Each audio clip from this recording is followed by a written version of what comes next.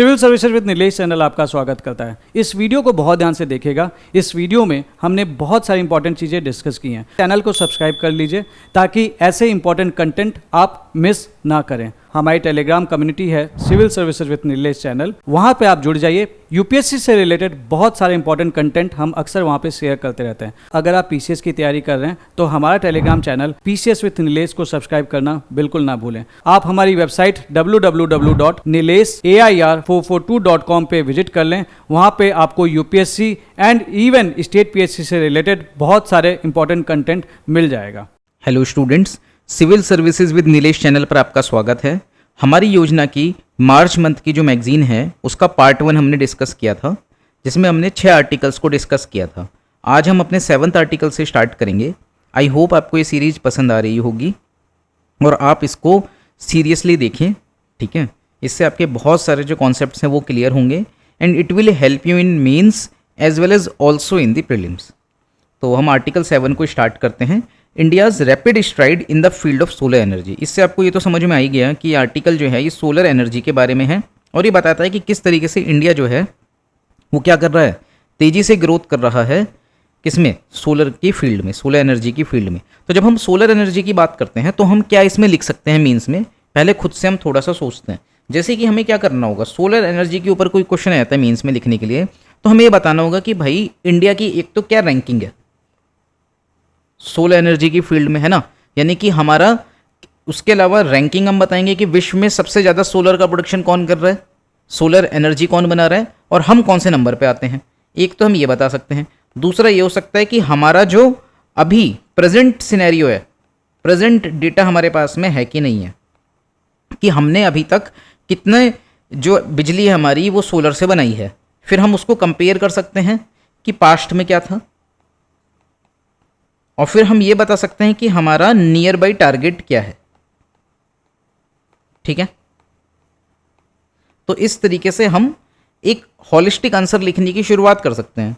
इसके अलावा हम और क्या बताएंगे, फिर हम बात करेंगे कि भाई जो गवर्नमेंट है उसने क्या कदम उठाए हैं, ठीक है। फिर हम बताएंगे व्हाट आर द चैलेंजेस, फिर हम बताएंगे व्हाट आर द सॉल्यूशंस, और फिर क्या लिख देंगे, कॉन्क्लूजन लिख देंगे। तो रैंक की अगर हम बात करें तो ग्लोबली इंडिया की क्या रैंक है, 4th रैंक है, ठीक है।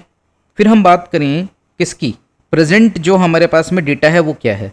तो प्रेजेंट डेटा की अगर हम बात करें तो 2024 तक में हमारे पास में 97 to 98 गीगावाट के आसपास में हम बिजली बना रहे हैं सोलर से, यानी कि सोलर कैपेसिटी जो है वो हमारी इंस्टॉल्ड हो चुकी है, ठीक है। फिर हम बात करेंगे पास्ट की। तो पास्ट की अगर हम बात करें तो 2014 से ले लेते हैं। उस टाइम पे हमारे पास में जो डेटा था कि हमने कितनी सोलर कैपेसिटी को इंस्टॉल किया है वो लगभग 2 to 3 गीगावाट था, ठीक है। तो हम देख सकते हैं कि 2014 में था 2 से 3 गीगावाट, 2024 में कितना हो गया है 97 से 98 गीगावाट। तो कितना ज़्यादा अंतर हमें देखने को मिल रहा है, यानी कि we have done a drastic work, है ना, बहुत रैपिड वर्क हमने किया है, ड्रास्टिक चेंज आया है इस चीज़ में, जो बहुत अच्छी चीज़ है, ठीक है, कि हम इतनी तेज़ी से आगे बढ़ रहे हैं सोलर की फील्ड में। फिर हम बात करते हैं कि हमारा नियर बाई टारगेट क्या होगा। तो 2024 तक में हम पहुंच गए हैं 97 to 98 गीगावाट में। नियर बाई टारगेट की अगर हम बात करें तो 2030 तक हमारा टारगेट कितना है, 300 गीगावाट का है, ठीक है। तो इतना आपको याद होना ही होना चाहिए। फिर हम बात करेंगे भाई सरकार ने क्या कदम उठाए हैं, जिसमें हम कह सकते हैं प्रधानमंत्री सूर्यघर मुफ्त बिजली योजना, कुसुम योजना, ठीक है। तो ये 2 स्पेसिफिक स्कीम्स हैं जो सरकार ने चलाई हैं। फिर हमें ये भी मालूम है कि एक स्कीम चलती है प्रोडक्शन लिंक्ड इंसेंटिव, जिसको आप मोस्ट ऑफ द प्लेसेस पे अप्लाई कर सकते हो जब भी हम मैन्युफैक्चरिंग की बात करेंगे, ठीक है। फिर हम बात करेंगे अभी चैलेंजेस की, फिर हम देखेंगे कि क्या क्या सॉल्यूशंस उसके हो सकते हैं और एक अच्छा सा कंक्लूजन लिख देंगे, ठीक है। तो स्टार्ट करते हैं हम अपने आर्टिकल को। तो अगर हम करंट स्टेटस देखें तो इंडिया रैंक्स 4th ग्लोबली इन सोलर एनर्जी प्रोडक्शन। ये अक्टूबर 2024 का डेटा है, ठीक है। टारगेट की अगर हम बात करें तो 300 गीगावाट हमारा टारगेट है कि हमारी इंस्टॉल्ड कैपेसिटी होनी चाहिए 2030 तक। लेकिन जैसी स्पीड चल रही है देयर इज़ अ पॉसिबिलिटी कि हम उससे पहले इसको अचीव कर लेंगे। वो हम देखेंगे भी कि मैं इस बात को किस बेसिस पे बोल रहा हूँ। फिर अगर हम देखें इंस्टॉल्ड कैपेसिटी जो हमारी 2014 में थी वो मात्र 2.8 गीगावाट थी और अब हो गई है दिसंबर 2024 में 97.86 गीगावाट।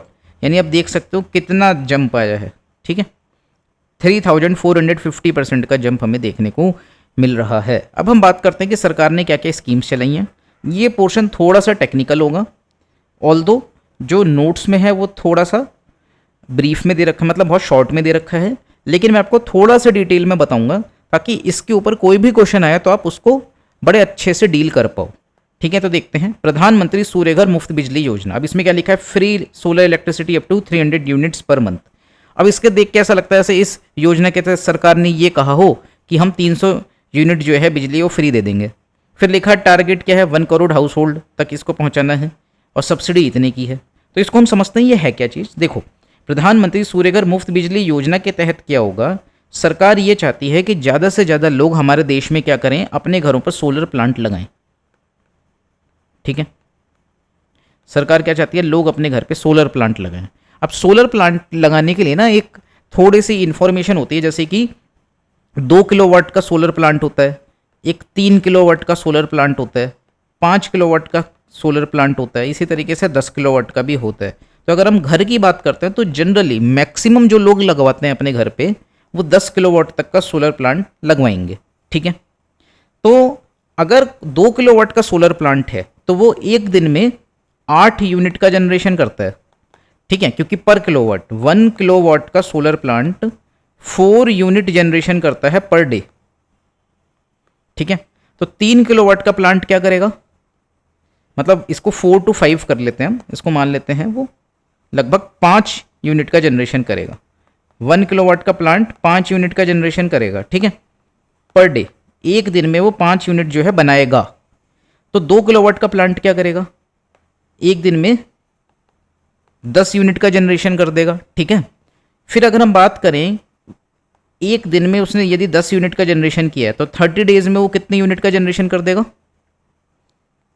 बताओ, 300 यूनिट का। तो यदि 300 यूनिट जो है सोलर प्लांट ने आपके जनरेट कर दी तो हम क्या कहेंगे कि आपने अपने घर पे सिर्फ सोलर प्लांट लगवाया। सोलर प्लांट में क्या होता है, सोलर प्लांट में सोलर पैनल्स होते हैं, इन्वर्टर होता है, ठीक है, उसके अलावा एक 3 अर्थिंग के वायर्स होते हैं और उसके अलावा कुछ और छोटे मोटे डिवाइसेज होते हैं जैसे कि एसी बॉक्स, डीसी बॉक्स जिसको हम एसीडीबी बोलते हैं और डीसीडीबी बोलते हैं। इस तरीके की कुछ चीज़ें होती हैं। तो बेसिकली ये जो पूरा का पूरा सिस्टम होता है इसको मिला के हम कहते हैं सोलर प्लांट। और ये जो सोलर प्लांट होता है आपके घर में, अगर आपने 2 किलोवाट का भी लगवाया है तो आपके घर में वो 300 यूनिट जनरेट कर देगा इन 1 मंथ। तब आपके घर ने यदि खुद से ही 300 यूनिट की बिजली बना ली तो हम क्या कहेंगे, आपको 300 यूनिट की बिजली क्या मिल गई, फ्री मिल गई। तो इस तरीके से सोलर प्लांट जो है वो आपको 300 यूनिट की मुफ्त बिजली दे देगा। कितने किलोवाट वाला, 2 किलोवाट वाला। अगर 3 किलोवाट का आप लगवाते हो तब वो क्या करेगा, वो एक दिन में 15 यूनिट जनरेट करेगा, तब आपको 450 यूनिट जो है वो फ्री मिल जाएगी इन अ मंथ, ठीक है। तो इस तरीके से प्रोसेस काम करता है। और अगर हम 5 किलोवाट की बात करेंगे तो वो एक दिन में 25 यूनिट बनाएगा, तब आपको 25 × 3 यानी कि कितना, 750 यूनिट क्या मिल जाएंगी, महीने की फ्री में मिल जाएंगी। तो ये जो सिस्टम है इस तरीके से काम करता है। अब इसमें बात क्या आती है कि प्रधानमंत्री सूर्यघर मुफ्त बिजली योजना में सरकार क्या करेगी। तो सरकार ये करती है, जैसे कि मान लेते हैं हम, आपका जो 2 किलोवाट का प्लांट है वो है कितने रुपए का, 2 लाख रुपए का है, ठीक है, 2 किलोवाट का प्लांट। तो सरकार ये कहती है कि भाई 2 किलोवाट का प्लांट जब आपके 2 लाख रुपए का है ना, तो हम आपको क्या करेंगे, सब्सिडी देंगे कितने रुपए की, 60,000 रुपीज़ की, ठीक है। यानी कि आपके 1,40,000 रुपये लगेंगे, किसके, कस्टमर के। तो कस्टमर इनिशियली जो वेंडर है जो सोलर प्लांट लगाएगा उसको 2 लाख रुपए देगा और कस्टमर के खाते में 3 से 4 महीने के बाद में सब्सिडी आ जाएगी कितने रुपए की, 60,000 रुपये की। तो कस्टमर को कितने का पड़ा, 1,40,000 रुपये का पड़ा। और इसमें सरकार ने एक कंडीशन भी लगा रखी है कि सब्सिडी तभी मिलेगी जब जो वेंडर है वो क्या करेगा, DCR पैनल्स को लगाएगा, ठीक है, ध्यान से सुनना, ये आगे काम भी आएगा आपके, ये जो थोड़ी सी मैं डिटेल बता रहा हूँ। ठीक है, DCR पैनल का मतलब होता है डोमेस्टिक कंटेंट रिक्वायरमेंट, यानी कि एक ऐसा सोलर पैनल जिसमें एक रिक्वायरमेंट ये भी है कि उसमें इतना परसेंटेज ऑफ मैन्युफैक्चरिंग उसकी इंडिया में होनी चाहिए। तो इससे होता क्या है, प्रधानमंत्री सूर्य घर मुफ्त बिजली योजना के तहत सरकार आपको अपने घर पर सोलर प्लांट लगाने पर सब्सिडी देती है। ठीक है, 2 किलोवाट का प्लांट आप लगाते हो तो 60,000 है, 3 किलोवाट का प्लांट आप लगाते हो तो 78,000 है, 4 किलोवाट के में भी 78,000, 5 किलोवाट के में भी 78,000। तो 78,000 अपर लिमिट सरकार ने रखी हुई है सब्सिडी देने के लिए। ठीक है, तो इससे बेसिकली हुआ क्या, जब आपने अपने घर पे सोलर प्लांट लगवाया तो एक बार तो आपने 1,40,000 रुपये खर्च किए, लेकिन आप ये देखो कि आपके घर में 300 यूनिट मुफ्त बिजली आई। ठीक है, 300 यूनिट बिजली फ्री हो गई पर मंथ। कब? जब आपने 2 किलोवाट का प्लांट लगवाया है। ठीक है, पर मंथ यदि 300 यूनिट फ्री हो गई तो आपको 12 महीने में कितनी यूनिट फ्री हो गई? ठीक है, इतनी यूनिट फ्री हो गई आपकी। और अगर हम देखेंगे तो 3 to 4 मंथ में जो आपने 1,40,000 रुपये इन्वेस्ट किए हैं वो तो आपके रिकवर हो ही जाएंगे। और उसके बाद में क्या होगा, आपके घर में बिजली जो है फ्री आती रहेगी। अगर आप जो कंजम्पशन करते हो वो कितने का करते हो, 300 यूनिट की बजाय आपने यदि 250 यूनिट का ही कंजम्पशन किया है तो 50 यूनिट जो है वो आप सरप्लस में होगा इलेक्ट्रिसिटी में। और वो 50 यूनिट जो है वो आप किसको सप्लाई कर सकते हो? इलेक्ट्रिक ग्रिड को सप्लाई कर सकते हो। मैं फिर से बता देता हूँ, थोड़ा सा आपको कन्फ्यूज़न हो रहा होगा इसमें क्योंकि कॉन्सेप्ट थोड़ा सा ये टेक्निकल है, लेकिन इसको यदि आपने समझ लिया तो आगे का जो पूरा आंसर है बहुत ईजिली उसको लिख सकते हो बिना रटे। ठीक है, तो मैंने आपको क्या बताया कि भाई 300 यूनिट जो है पर मंथ आपकी इलेक्ट्रिसिटी जो सोलर प्लांट है वो क्या करेगा, बनाएगा। ठीक है, मैन्युफैक्चर करेगा, या इसको हम कह सकते हैं जनरेशन करेगा। ठीक है, तो 300 यूनिट पर मंथ वो क्या करेगा, जनरेट करेगा आपका सोलर प्लांट। ठीक है, कब? जब आपने 2 किलोवाट का प्लांट लगाया है तो 300 यूनिट आपके सोलर प्लांट ने बनाई, लेकिन हम मान लेते हैं कि आपने महीने में जो कंजम्पशन किया वो 250 यूनिट का किया। ठीक है, और आपके प्लांट ने बनाया है, जनरेशन कितना किया है 300, और 250 यूनिट क्या है आपका कंजम्पशन, यानी कि आपके पास में 50 यूनिट क्या है, सरप्लस में है। आप क्या कर सकते हो, ये जो 50 यूनिट सरप्लस में है ना, ये आप रिटर्न कर सकते हो ग्रिड को। ठीक है, तो जब आप इसको रिटर्न कर दोगे तो फिर आपको क्या मिलेगा, इस 50 यूनिट के जो आपने इलेक्ट्रिक ग्रिड को वापस किए हैं इसके आपको पैसे मिलेंगे।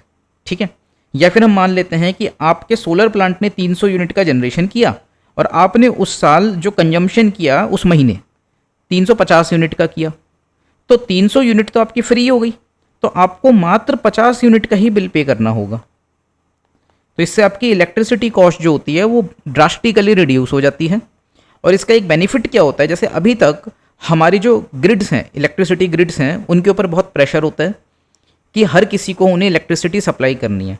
लेकिन क्योंकि आपका घर अब खुद से ही इलेक्ट्रिसिटी जनरेशन का काम कर रहा है तो हमारे जो पावर प्लांट्स हैं उनके ऊपर जो प्रेशर होगा वो कम होगा। किस चीज़ का? बिजली बनाने का। ठीक है, क्यों? क्योंकि आपका जो हाउस है वो खुद ही इलेक्ट्रिसिटी जनरेशन का काम कर रहा होगा। अब ये कब होता है, जैसे मैंने आपको बताया ना कि 50 unit you can return to the electricity grid, ये तब होता है जब आपके घर में नेट मीटरिंग होती है। ठीक है,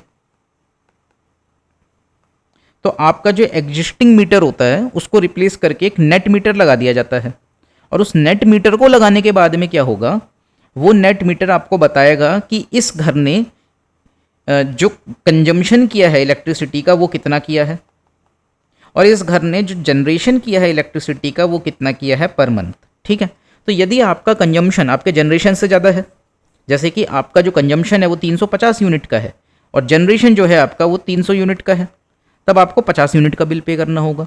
तो जनरेशन तो आपका मंथली फिक्स ही रहेगा 300, आपका कंजम्पशन बढ़ता घटता रहेगा।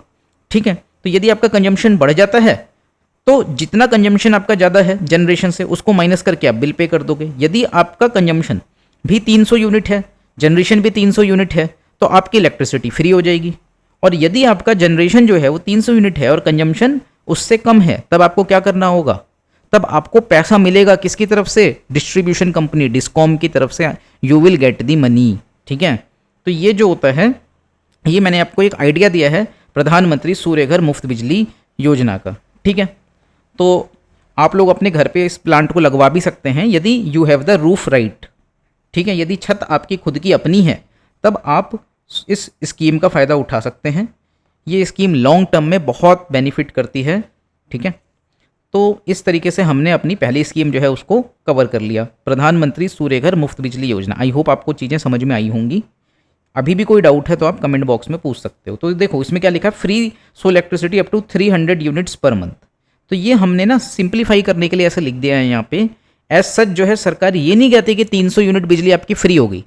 इसको भी आप समझ लो, जैसे कि जो दिल्ली मॉडल था अभी, जिनको हम कहते हैं केजरीवाल जी का जो मॉडल था, उसमें वो क्या कह रहे थे कि 200 यूनिट आपको 200 यूनिट इलेक्ट्रिसिटी में फ्री दूंगा। तो इसका मतलब क्या हुआ कि आप जो है ग्रिड से ही 200 यूनिट की बिजली का कंजम्पशन कर रहे हो, but you do not need to pay the electricity bill for that 200 unit. लेकिन जो पीएम सूर्य घर मुफ्त बिजली योजना है उसके तहत ऐसा नहीं है कि 300 यूनिट जो है आपको बिल पे ही नहीं करना। आपका जैसा सिस्टम अभी लगा हुआ था वैसे ही आगे भी लगा रहेगा और कुछ नहीं करना। इसके लिए आपको थोड़ा सा इन्वेस्ट करना पड़ेगा। You need to do a one time investment. आपको सोलर प्लांट लगवाना पड़ेगा। उस सोलर प्लांट को लगवाने पे सरकार आपको सब्सिडी दे रही है कि भाई 2 लाख का सोलर प्लांट लग रहा है तो सरकार क्या कह रही है, या फिर 1.5 लाख का सोलर प्लांट लग रहा है, सरकार क्या कह रही है कि हम क्या करेंगे, मान लेते हैं कि जो सोलर प्लांट है वो 1,60,000 का है, तो सरकार क्या कह रही है, हम ऐसा करेंगे कि 60,000 रुपये जो हैं 2 किलोवाट पे 60,000 की क्योंकि सब्सिडी मिलती है, 60,000 रुपये हम दे देंगे। You need to invest just 1 lakh rupees. उसके बाद में क्या कहते हैं, आपकी जो बिजली है वो फ्री हो जाएगी। क्यों? क्योंकि आपका घर खुद से बिजली जनरेट कर रहा होगा। तो there is a difference between the 2 schemes. ठीक है, ये डिफरेंस जो है आपको क्लियर होना चाहिए। फिर हम बात करते हैं अगली स्कीम की जिसका नाम है कुसुम स्कीम। तो कुसुम स्कीम की फुल फॉर्म आपको पता ही होगी, नहीं पता है तो मैं बता देता हूँ, आप नोट कर लेना। किसान ऊर्जा सुरक्षा एवं किसान ऊर्जा सुरक्षा एवं उत्थान महाअभियान। ठीक है, तो किसान की ऊर्जा, ऊर्जा का मतलब होता है एनर्जी, सुरक्षा का मतलब होता है सिक्योरिटी, एवं मीन्स एंड। ठीक है, उत्थान मीन्स अपलिफ्टमेंट और महाअभियान मीन्स कैंपेन। ठीक है, तो फार्मर की एनर्जी सिक्योरिटी एंड अपलिफ्टमेंट के लिए कैंपेन है ये। अब समझते हैं इसमें होता क्या है, किसान ऊर्जा सुरक्षा एवं उत्थान महाअभियान। देखो इस स्कीम के तहत सरकार क्या करती है, जो किसान है उनका उत्थान करना चाहती है। कैसे? इसके भी 3 कंपोनेंट होते हैं। तो जो कंपोनेंट 1 है, कंपोनेंट ए कहते हैं उसको, ये उन किसानों के लिए है जो बड़े किसान हैं, बिग फार्मर्स हैं। एक बड़ा किसान है, उसके पास में हम मान लेते हैं कि बहुत बड़ी ज़मीन, जैसे 2 एकड़ की ज़मीन जो है वो कैसे पड़ी है, खाली पड़ी है। ठीक है, तो सरकार उससे क्या कहेगी कि ये जो 2 एकड़ की ज़मीन है इस पे आप क्या कर दो, सोलर प्लांट लगा लो। जो घरों में सोलर प्लांट लगते हैं वो जनरली 5 किलोवाट के लगते हैं, और मैक्सिमम किसी का बड़ा घर है तो वो 10 किलोवाट का लगवा लेगा। लेकिन जब एक खाली मैदान है, बड़ा सा खेत है, उस पर अगर आपको सोलर प्लांट लगाना है तो ये आप क्या कर सकते हो, मान लो वो 500 किलोवाट का सोलर प्लांट लगा लेता है किसान। ठीक है, अभी सोलर प्लांट क्या करेगा, बिजली बनाएगा। हमने देखा ही था कि 1 किलोवाट का प्लांट एक दिन में कितनी बिजली बनाता है, 5 यूनिट। तो 500 किलोवाट का प्लांट एक दिन में कितनी बिजली बनाएगा, 2500। ये एक दिन की बिजली है। और महीने में कितनी बिजली बनाएगा, इंटू 30 कर देंगे हम, यानी कि 751 जो 3 75,000 यूनिट जो है वो बिजली बना रहा है। ठीक है, महीने की बात हो रही है ये। और 1 यूनिट जो बिजली होती है इलेक्ट्रिसिटी, अब वो क्या करेगा, 75,000 यूनिट उसने बिजली किसान ने अपने खेत में सोलर पैनल्स, सोलर प्लांट लगवा के बना ली। अब 75,000 यूनिट जब उसने महीने में बनाई है, ये इसको क्या करेगा, इलेक्ट्रिक ग्रिड में सप्लाई कर देगा, यानी डिस्कॉम को बेच देगा। तो डिस्कॉम बेसिकली क्या कर रही है, किसान से इलेक्ट्रिसिटी परचेज कर रही है। कितनी, 75,000 यूनिट। और अगर हम मान लें कि 1 यूनिट का जो दाम है वो 10 रुपये है, ठीक है, और 75,000 जो है वो यूनिट है, तो उसने कितने रुपए कमा लिए, 7 लाख रुपए कमा लिए किसान ने, ठीक है, महीने की। ये सिर्फ एक एग्जाम्पल है। इसमें ऐसा भी हो सकता है कि जो जनरेशन हो वो थोड़ा कम हो, इतना ज़्यादा ना हो, और 500 किलोवाट की जगह आप 100 किलोवाट का प्लांट भी ले सकते हो। लेकिन आप समझ सकते हो कि कितना बेनिफिट हो सकता है कि किसी के पास में खाली ज़मीन पड़ी हुई है और वो उस पर सोलर प्लांट लगाए, और उस सोलर प्लांट को लगाने के बाद में वो इलेक्ट्रिसिटी को किसको बेच दे, डिस्ट्रीब्यूशन कंपनी को बेच दे, ठीक है। तो इसमें होता क्या है, अब इसमें सरकार का क्या रोल है, सरकार का रोल ये है कि भाई वो 500 किलोवाट का प्लांट लगाएगा यदि, तो 500 किलोवाट का प्लांट लगाने में उसको पैसा भी तो खर्च करना पड़ेगा, और ये प्लांट तो बहुत ज़्यादा कॉस्टली होगा। तो इसमें सरकार का रोल ये होता है कि सरकार आपको क्या देगी, सब्सिडी देगी ऑन सोलर प्लांट, ठीक है। तो इस तरीके से एक कमाई हो सकती है। तो कुसुम योजना में एक तो ये स्कीम हो गई जिसको हम कहते हैं कंपोनेंट ए। तो कंपोनेंट ए में क्या लगाया जाता है, सोलर प्लांट लगाया जाता है, ठीक है।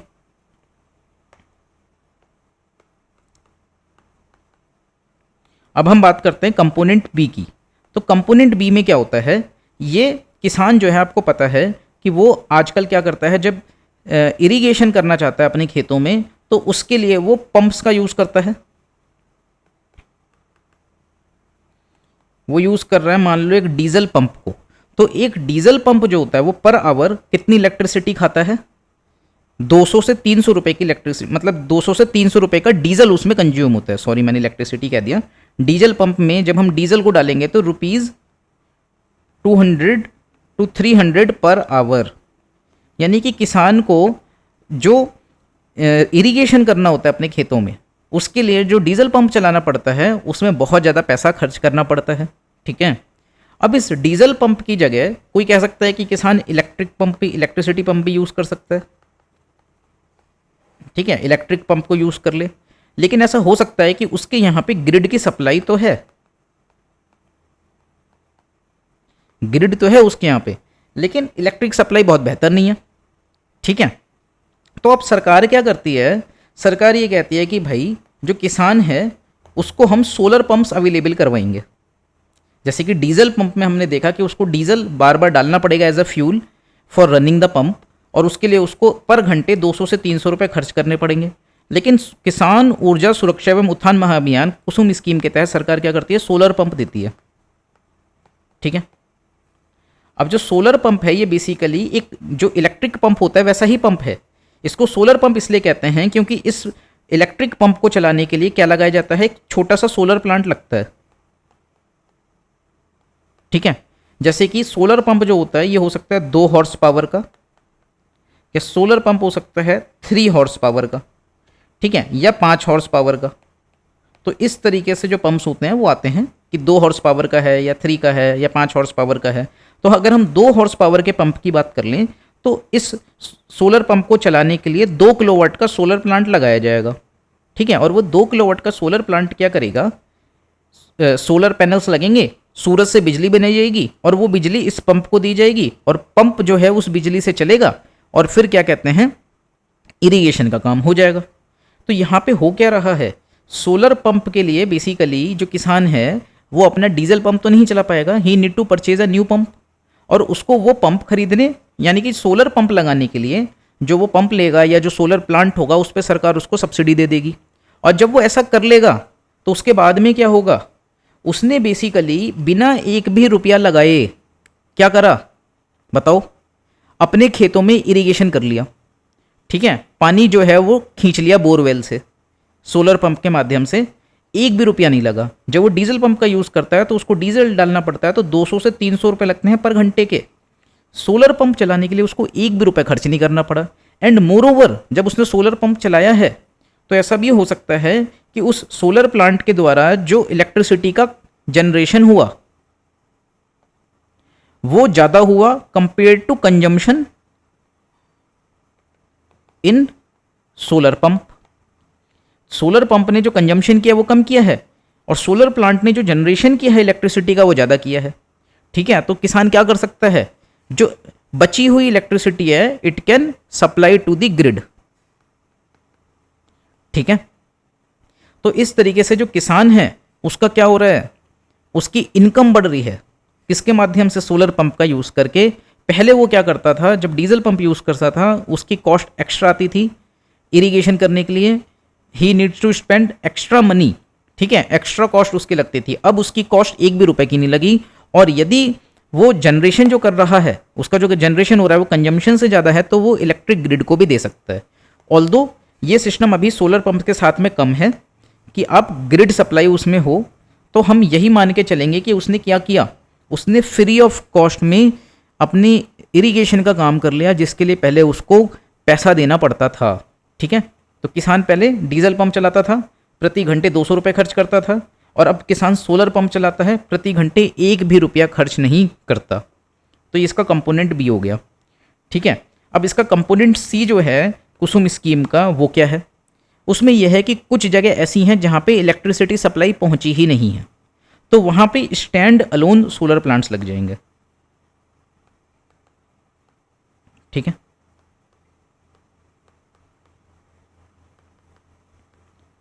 तो स्टैंड अलोन सोलर प्लांट्स, इसको हम कहेंगे स्टैंड अलोन सोलर पंप लगा देंगे हम। ठीक है, तो इसमें क्या होगा, जितने आपका सोलर प्लांट बिजली बनाएगा उस बिजली का यूज़ करते हुए आप अपना सोलर पंप चला लोगे। ठीक है, तो ये आपको कुसुम स्कीम जो है वो समझ में आई होगी।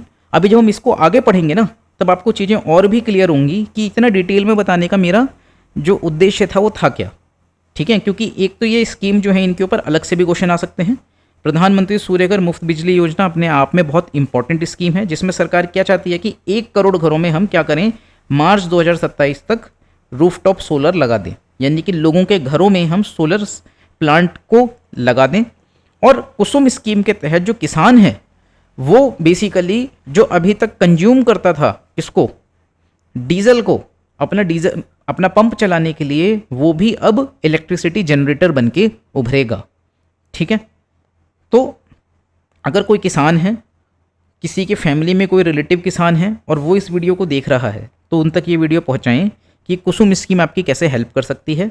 और यदि आप अपने घर पे रहते हैं और आप मुझे सुन रहे हैं, तो प्रधानमंत्री सूर्यघर मुफ्त बिजली योजना का यूज़ करें।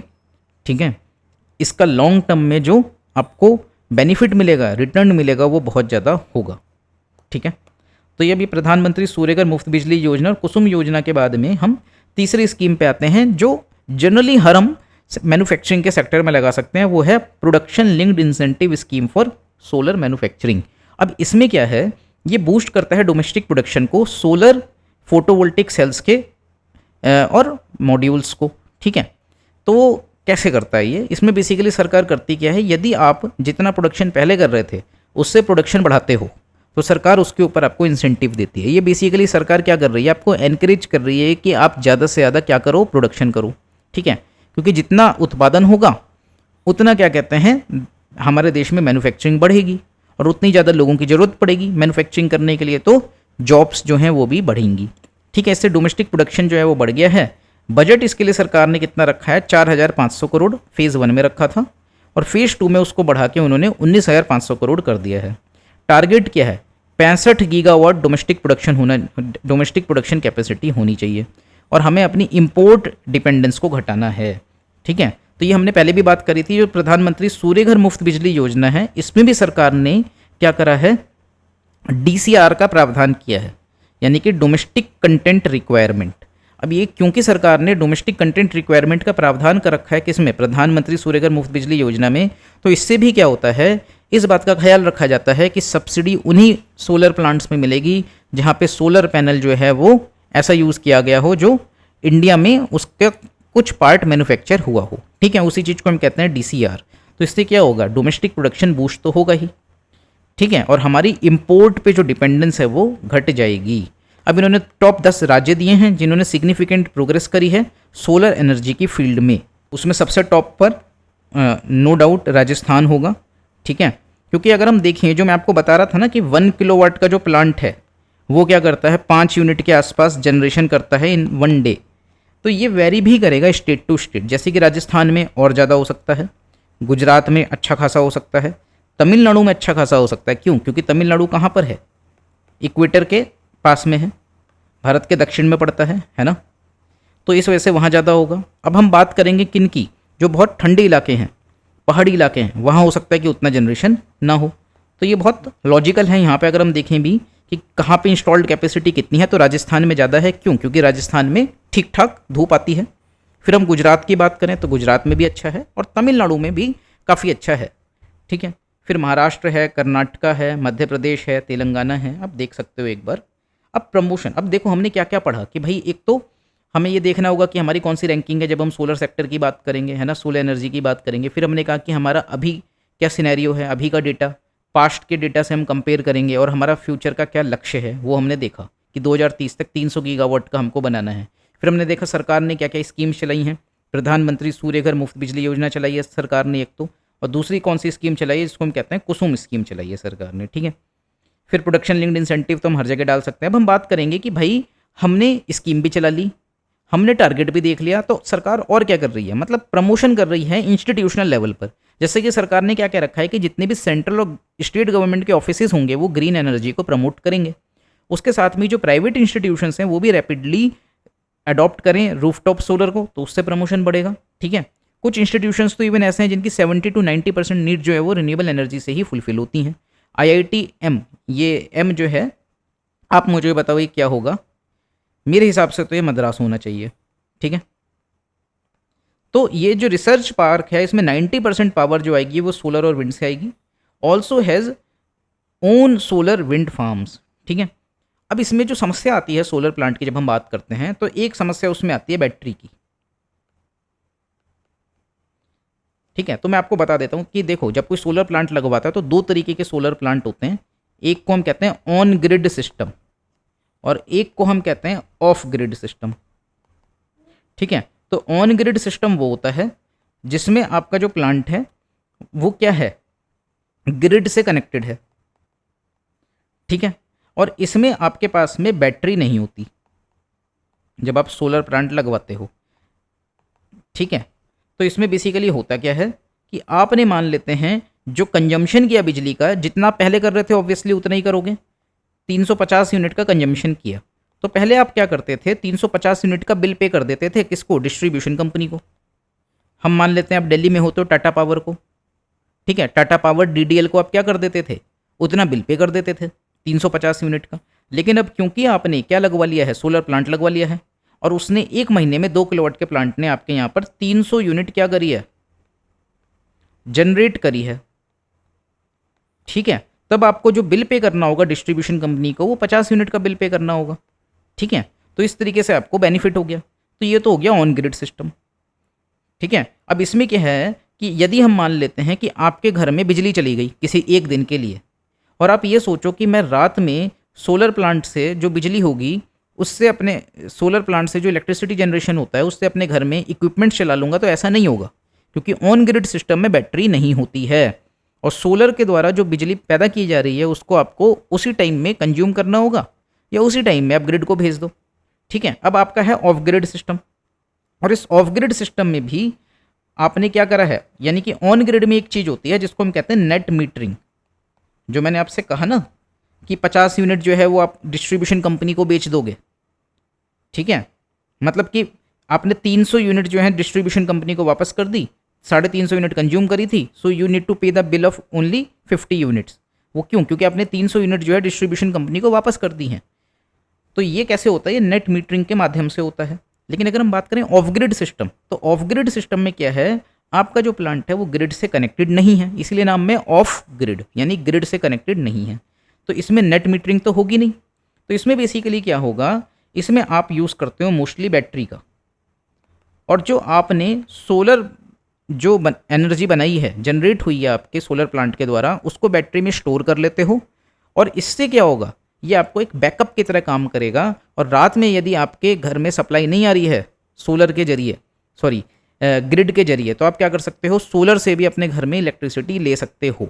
ठीक है, तो जो सबसे बड़ी समस्या आती है सोलर प्लांट के साथ में, वो इसके स्टोरेज को लेकर आती है। ठीक है, क्योंकि इसको स्टोर करने के लिए you need a lot of batteries, और वो बैटरीज जो होती हैं वो कैसी होती हैं, कॉस्टली होती हैं, वो बैटरीज बहुत महंगी होती हैं। ठीक है, तो इसी वजह से इसका जो मेजर चैलेंज है वो स्टोरेज का है। तो ऑन ग्रिड सिस्टम की जब हम बात करते हैं उसमें आपको स्टोरेज की फैसिलिटी मिलती भी नहीं है, ऑफ ग्रिड में मिलती है, लेकिन ऑफ ग्रिड सिस्टम में जो बैटरी लगवाने आप जाओगे तो उसकी आपको बहुत ज़्यादा कॉस्ट आएगी। जितने ज़्यादा घंटों के लिए आपको बैकअप चाहिए, बैटरी कॉस्ट उतनी ज़्यादा बढ़ती चली जाएगी। तो इसमें अब हम वही बात करेंगे कि भाई जब हम सोलर की बात कर रहे हैं, then the problem that comes is battery storage and research and development. तो इंपॉर्टेंस ऑफ स्टोरेज की अगर हम बात करें तो हमें आवश्यकता क्या है, 24/7 सोलर सप्लाई होनी चाहिए, पावर सप्लाई होनी चाहिए। तो उसके लिए हमको क्या करना होगा, ग्रिड स्केल बैटरी डेवलपमेंट करना होगा। तो IITM का जो रिसर्च पार्क है उसने क्या किया है, अभी 4 घंटे का बैकअप लेके आया है 1 मेगावाट आवर स्टोरेज कंटेनर को डेवलप करके। ठीक है, इसको एक्सपेंड भी किया जा सकता है। तो ये चीज़ आपको हल्का सा एक आइडिया होना चाहिए कि भाई इसमें प्रॉब्लम क्या है। We need 24/7 solar supply, but it is not possible, क्योंकि रात में तो सूरज निकलता नहीं है। It means you need to store the solar electricity which has been generated in the day in a battery. ठीक है, और वो काम जो होता है कॉस्टली होता है। तो हमें करना है क्या, उसी चीज़ को सस्ता करना है। जैसे कि अब क्या होता है, एक लेड एसिड बैटरी होती है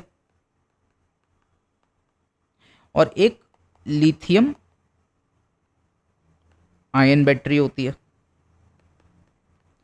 ठीक है, तो इनका भी हमको एक आइडिया होना चाहिए कि भाई जो लेड एसिड बैटरी होती है ये जो है इसमें मेंटेनेंस कॉस्ट बहुत ज़्यादा होती है, और जो लिथियम आयन बैटरी होती है इसमें मेंटेनेंस कॉस्ट क्या होती है, हाई होती है, और इसमें जो मेंटेनेंस कॉस्ट होती है वो लो होती है।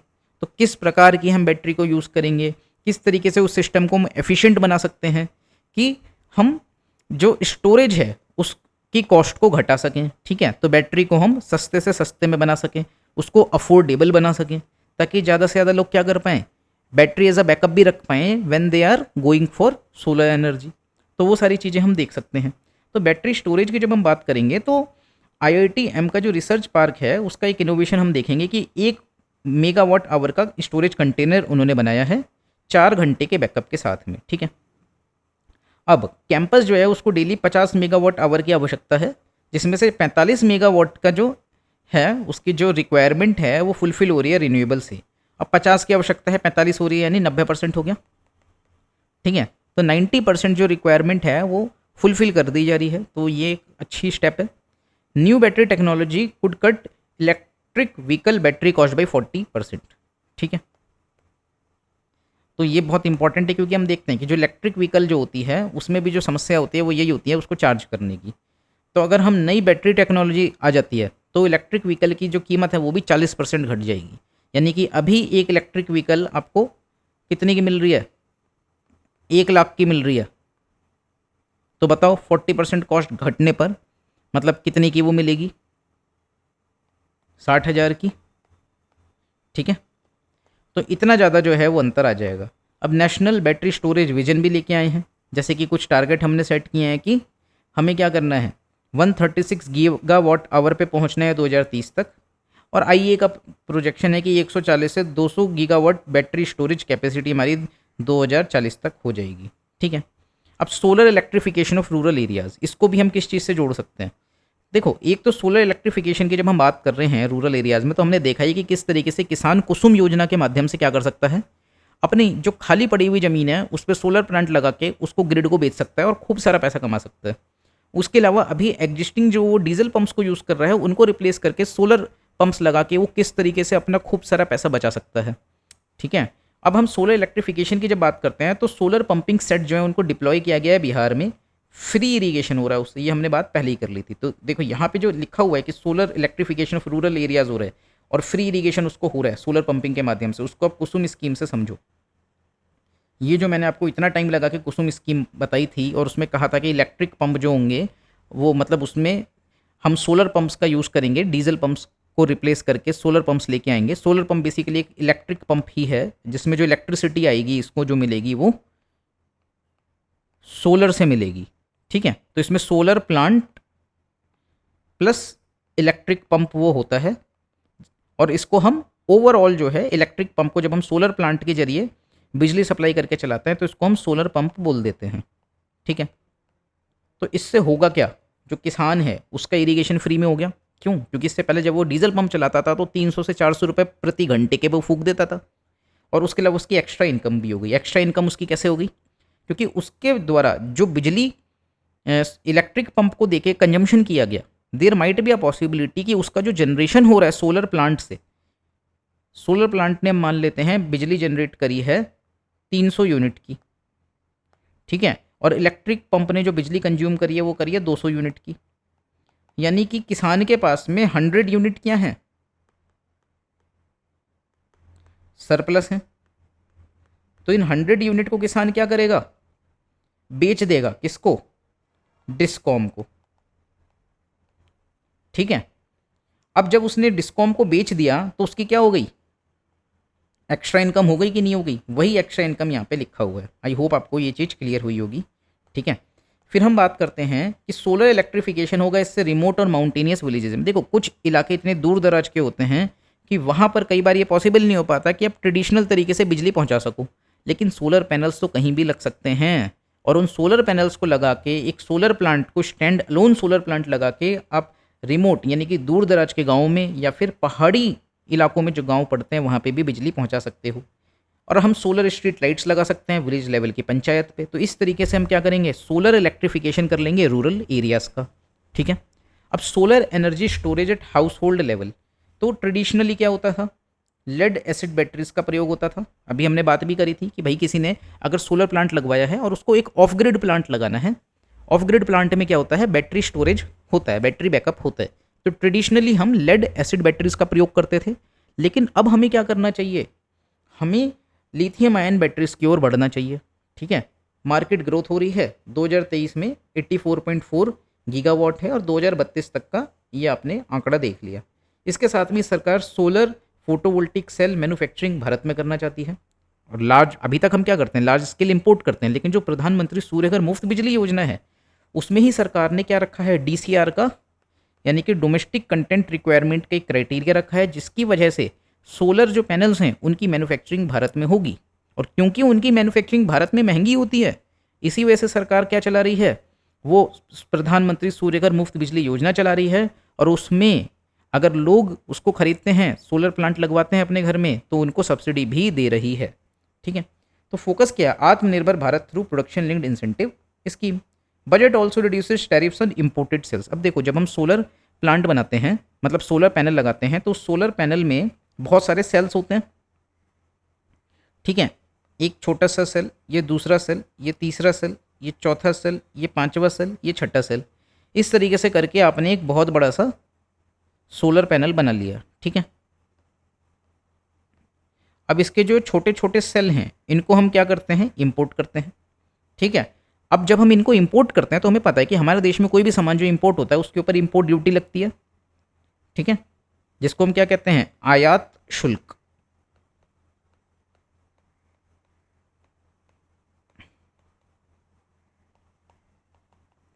तो अब सरकार क्या कर रही है, सरकार इनके ऊपर जो टैरिफ्स हैं उनको घटा देगी।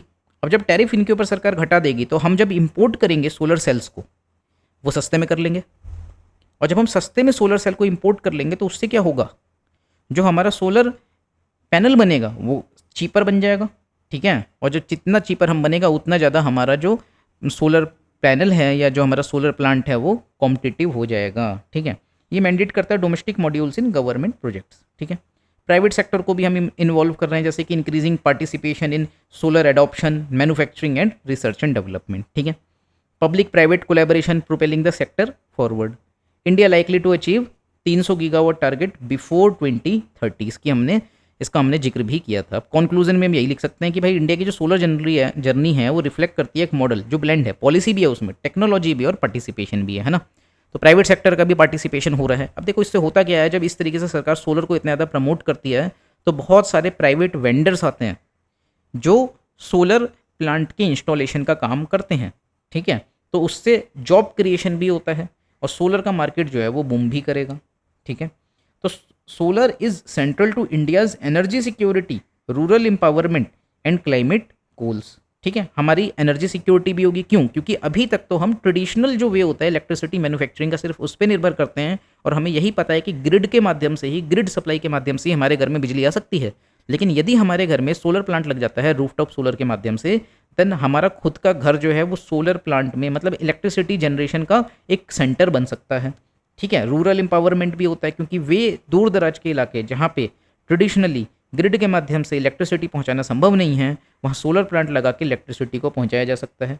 और उसके अलावा हमारे क्लाइमेट गोल्स भी इंश्योर होंगे, क्योंकि इसमें सोलर प्लांट के माध्यम से जो बिजली बनती है वो हमें पता है कि वो ग्रीन एनर्जी है। ठीक है, so with rapid capacity additions, innovations in storage. अब इनोवेशन इन स्टोरेज हम क्यों कह रहे हैं? क्योंकि मेनली जो समस्या आती है सोलर प्लांट से बिजली बनाने में वो यही है कि भाई रात में हम कैसे करेंगे, तो उसके लिए we need the storage capacity and strong government backing. The country is on a track to become a global solar powerhouse. I hope ये आर्टिकल आपको अच्छे से क्लियर हुआ होगा। इसका एक एक पॉइंट मैंने कोशिश करी है कि आपको समझ में आए। ठीक है, फिर हम बात करते हैं जेंडर बजटिंग की, कि किस तरीके से एक रोड मैप है टुवर्ड्स इंक्लूसिविटी। ठीक है, तो अगर हम इसको देखते हैं जेंडर बजटिंग होता क्या है, तो जेंडर बजटिंग सुन के आपको क्या लगता है कि सरकार जो एक नॉर्मल बजट निकालती है, जिसको आजकल 1 फरवरी को मतलब कि इंट्रोड्यूस किया जाता है, उसमें उसके अलावा सरकार कोई दूसरा बजट लेके आती है क्या, जिसको हम जेंडर बजट कहते हैं? नहीं, ऐसा नहीं होता। तो जेंडर बजट क्या होता है, इसको मैं आपको बताता हूँ, आप नोट कर लो। जेंडर सेंसिटिव रिसोर्स एलोकेशन, फिर से बोलता हूँ मैं, जेंडर सेंसिटिव रिसोर्स एलोकेशन। क्या? तो जेंडर सेंसिटिव रिसोर्स एलोकेशन सरकार कर रही है, वो किस लिए कर रही है? To ensure inclusivity. ठीक है, उसके लिए सरकार ऐसा कर रही है। अब इसको हम सरल भाषा में समझते हैं कि जेंडर सेंसिटिव रिसोर्स एलोकेशन का बेसिकली मतलब क्या है। इसमें होता क्या है, जेंडर सेंसिटिव रिसोर्स एलोकेशन में सरकार क्या करती है, जो फीमेल्स हैं, जो बजट सरकार अपना पेश करती है उसमें फीमेल्स के लिए स्पेशल प्रोविजंस करती है कुछ। क्यों करती है? क्योंकि कुछ ऐसी चीजें होती हैं जो फीमेल्स स्पेसिफिक होती हैं।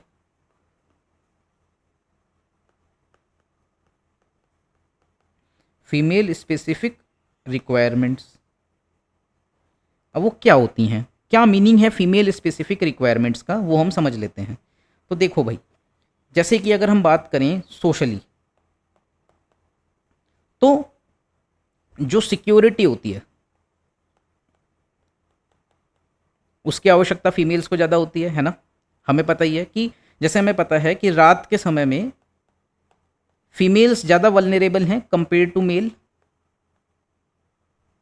ठीक है, उसके अलावा अगर हम बात करें सोशल में ही, तो एक चीज़ होती है हेल्थ। तो कुछ चीज़ें अगर हम बात करें हेल्थ में, वो फीमेल स्पेसिफिक ही हो सकती हैं। जैसे कि फीमेल प्रेग्नेंट होगी, ठीक है, जिसके कारण उसको क्या चाहिए, हॉलिडे चाहिए। किससे? वर्क प्लेस से। ठीक है, उसके अलावा फीमेल्स को क्या चाहिए,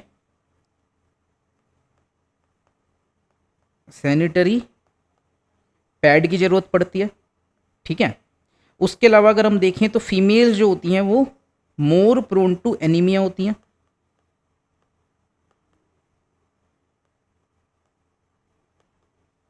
ठीक है, उनको एनीमिया यानी कि खून की कमी ज़्यादा होती है। ठीक है, उन्हें सैनिटरी पैड्स की ज़रूरत पड़ती है। उन्हें जो सिक्योरिटी है उसकी ज़रूरत भी ज़्यादा है कंपेयर टू दी मेल्स। और उनके क्या कहते हैं, जब प्रेगनेंसी का जो टाइम होता है उस टाइम पे उनको वर्क प्लेस से छुट्टी भी चाहिए। तो ये सारी कुछ एग्जाम्पल्स हैं जो फीमेल स्पेसिफिक एग्जाम्पल्स हैं। तो इनमें फीमेल्स को क्या चाहिए, अपने लिए एक जेंडर सेंसिटिव रिसोर्स एलोकेशन चाहिए, यानी कि संसाधनों का आवंटन जो क्या हो, जेंडर संवेदनशील, यानी कि लिंग संवेदनशील संसाधन आवंटन, ये होना चाहिए। तो इसके लिए ही जेंडर बजटिंग एक प्रावधान है, किसमें, जो हमारा नॉर्मल बजट आता है उसमें ही। ठीक है, अब इसको हम 3 पार्ट्स में बांट के देखते हैं। तो जब हम जेंडर बजटिंग की बात करते हैं तो उसमें 3 सेक्शंस होते हैं, उनको भी हम देखेंगे भी आगे, वो आएंगे। तो कुछ स्कीम्स वो होती हैं, जैसे कि अगर हम बात करें जेंडर बजट का, एक होता है सेक्शन ए, इसमें 100% मनी फॉर फीमेल्स, ठीक है। सेक्शन बी में क्या होता है, मोर देन 30% जो मनी होती है वो फीमेल्स के लिए होती है, और जो सेक्शन सी होता है उसमें लेस देन 30% जो मनी है वो फॉर फीमेल्स होती है। तो ये क्या है, ये 3 सेक्शंस होते हैं जेंडर बजटिंग के, ये आपको मालूम होने चाहिए, ठीक है। तो जैसे कि अगर हम बात करें उज्ज्वला योजना की,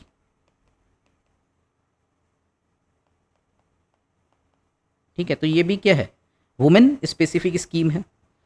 क्यों? क्योंकि मेनली हमारे यहाँ पर भारत में जो फीमेल्स हैं वो किस में इन्वॉल्व होती हैं,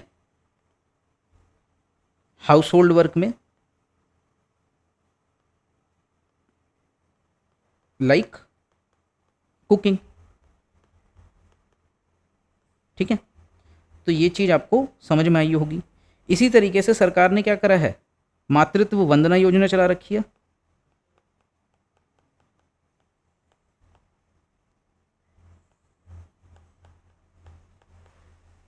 ठीक है। इसी तरीके से फीमेल्स के लिए क्या है, वर्क प्लेसेस में जो एक्सप्लॉयटेशन है उसके लिए विशाखा गाइडलाइंस है,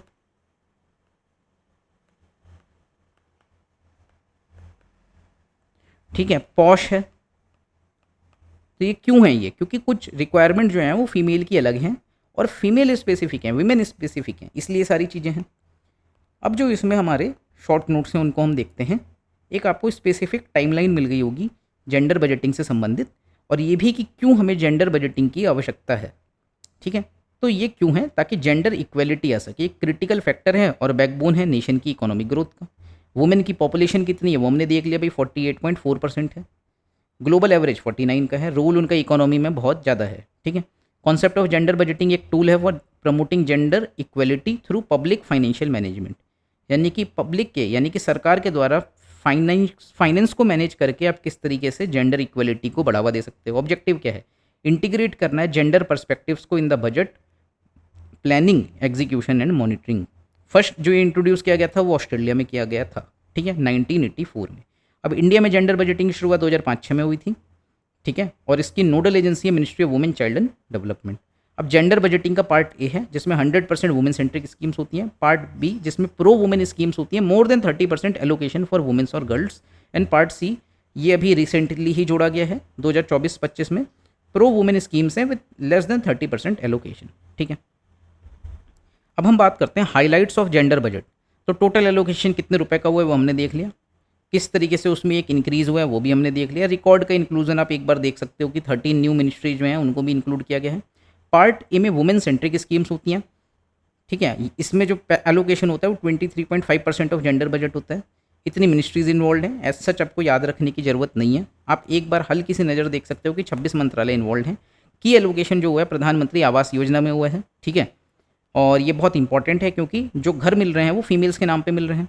एक है नमो ड्रोन दीदी, ये जो स्कीम है ये बड़ी स्पेसिफिक स्कीम है, 2023 में लॉन्च की गई थी पीएम हमारे प्रधानमंत्री नरेंद्र मोदी के द्वारा, ठीक है। तो इसमें बेसिकली होता क्या है, नमो ड्रोन दीदी स्कीम में, अब नमो का मतलब यहाँ पे नरेंद्र मोदी ही है, ड्रोन दीदी इसमें बेसिकली क्या है कि देखो जो ड्रोन्स हैं उनको चलाने की ट्रेनिंग दी जाएगी गाँव की फीमेल्स को, ठीक है। उसमें बेसिकली ये भी कुछ होता है कि जो सेल्फ हेल्प ग्रुप की जो फीमेल्स होती हैं उनको ड्रोन चलाने की ट्रेनिंग दी जाती है। जैसे अभी क्या होता है, किसान को अपने खेत में फर्टिलाइज़र स्प्रे करना होता है, फर्टिलाइजर्स डालने होते हैं, या फिर पेस्टिसाइड को स्प्रे करना होता है, पेस्टिसाइड स्प्रे या फिर फर्टिलाइज़र, ये काम कैसे होता है, मैनुअली होता है,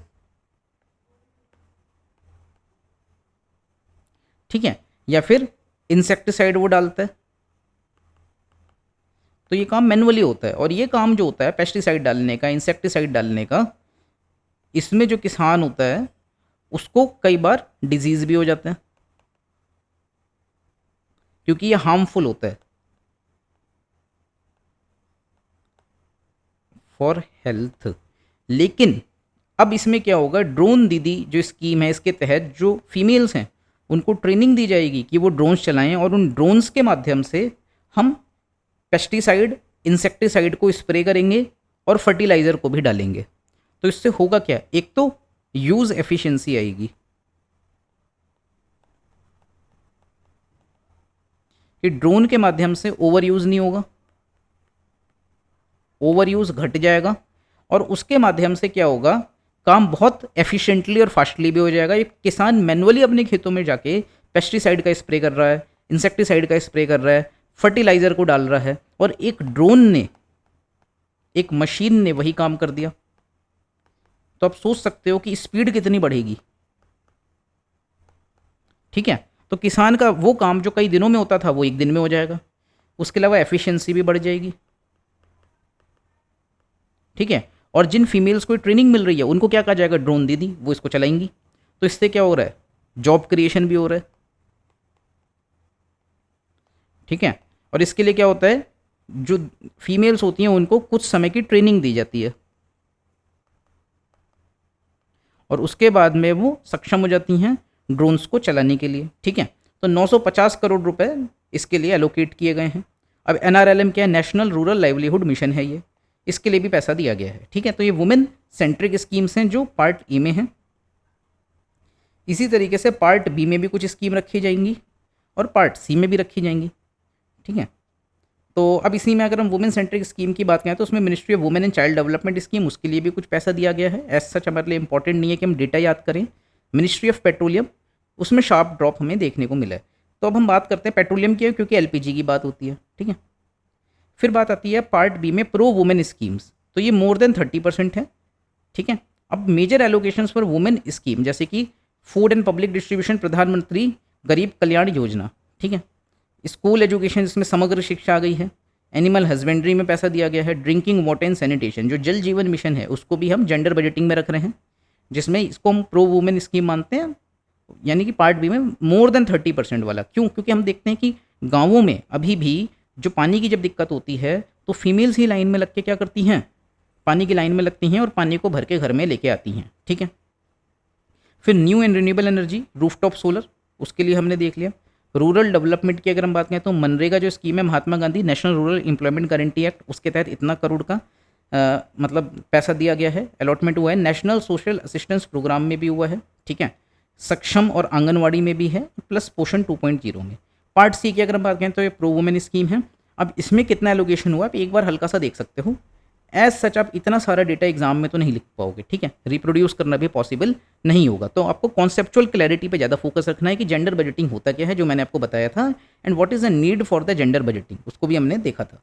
ठीक है, फिर हम बात कर सकते हैं importance and way forward for the gender budgeting.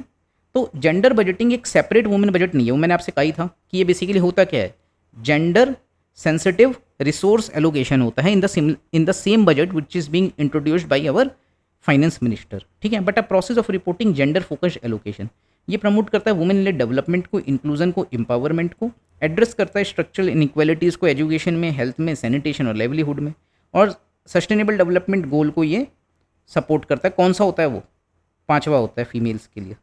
ठीक है, और इसमें क्या दे रखे हैं इन्होंने, equality, poverty reduction, inclusive growth, उनको भी करता ही है। ठीक है, तो इस तरीके से हम लिख सकते हैं। अब इसमें एक दो चीज़ें जो हम और जोड़ सकते हैं जो यहाँ नहीं है। एक तो हम बात कर सकते हैं किसकी, फाइनेंस कमीशन की।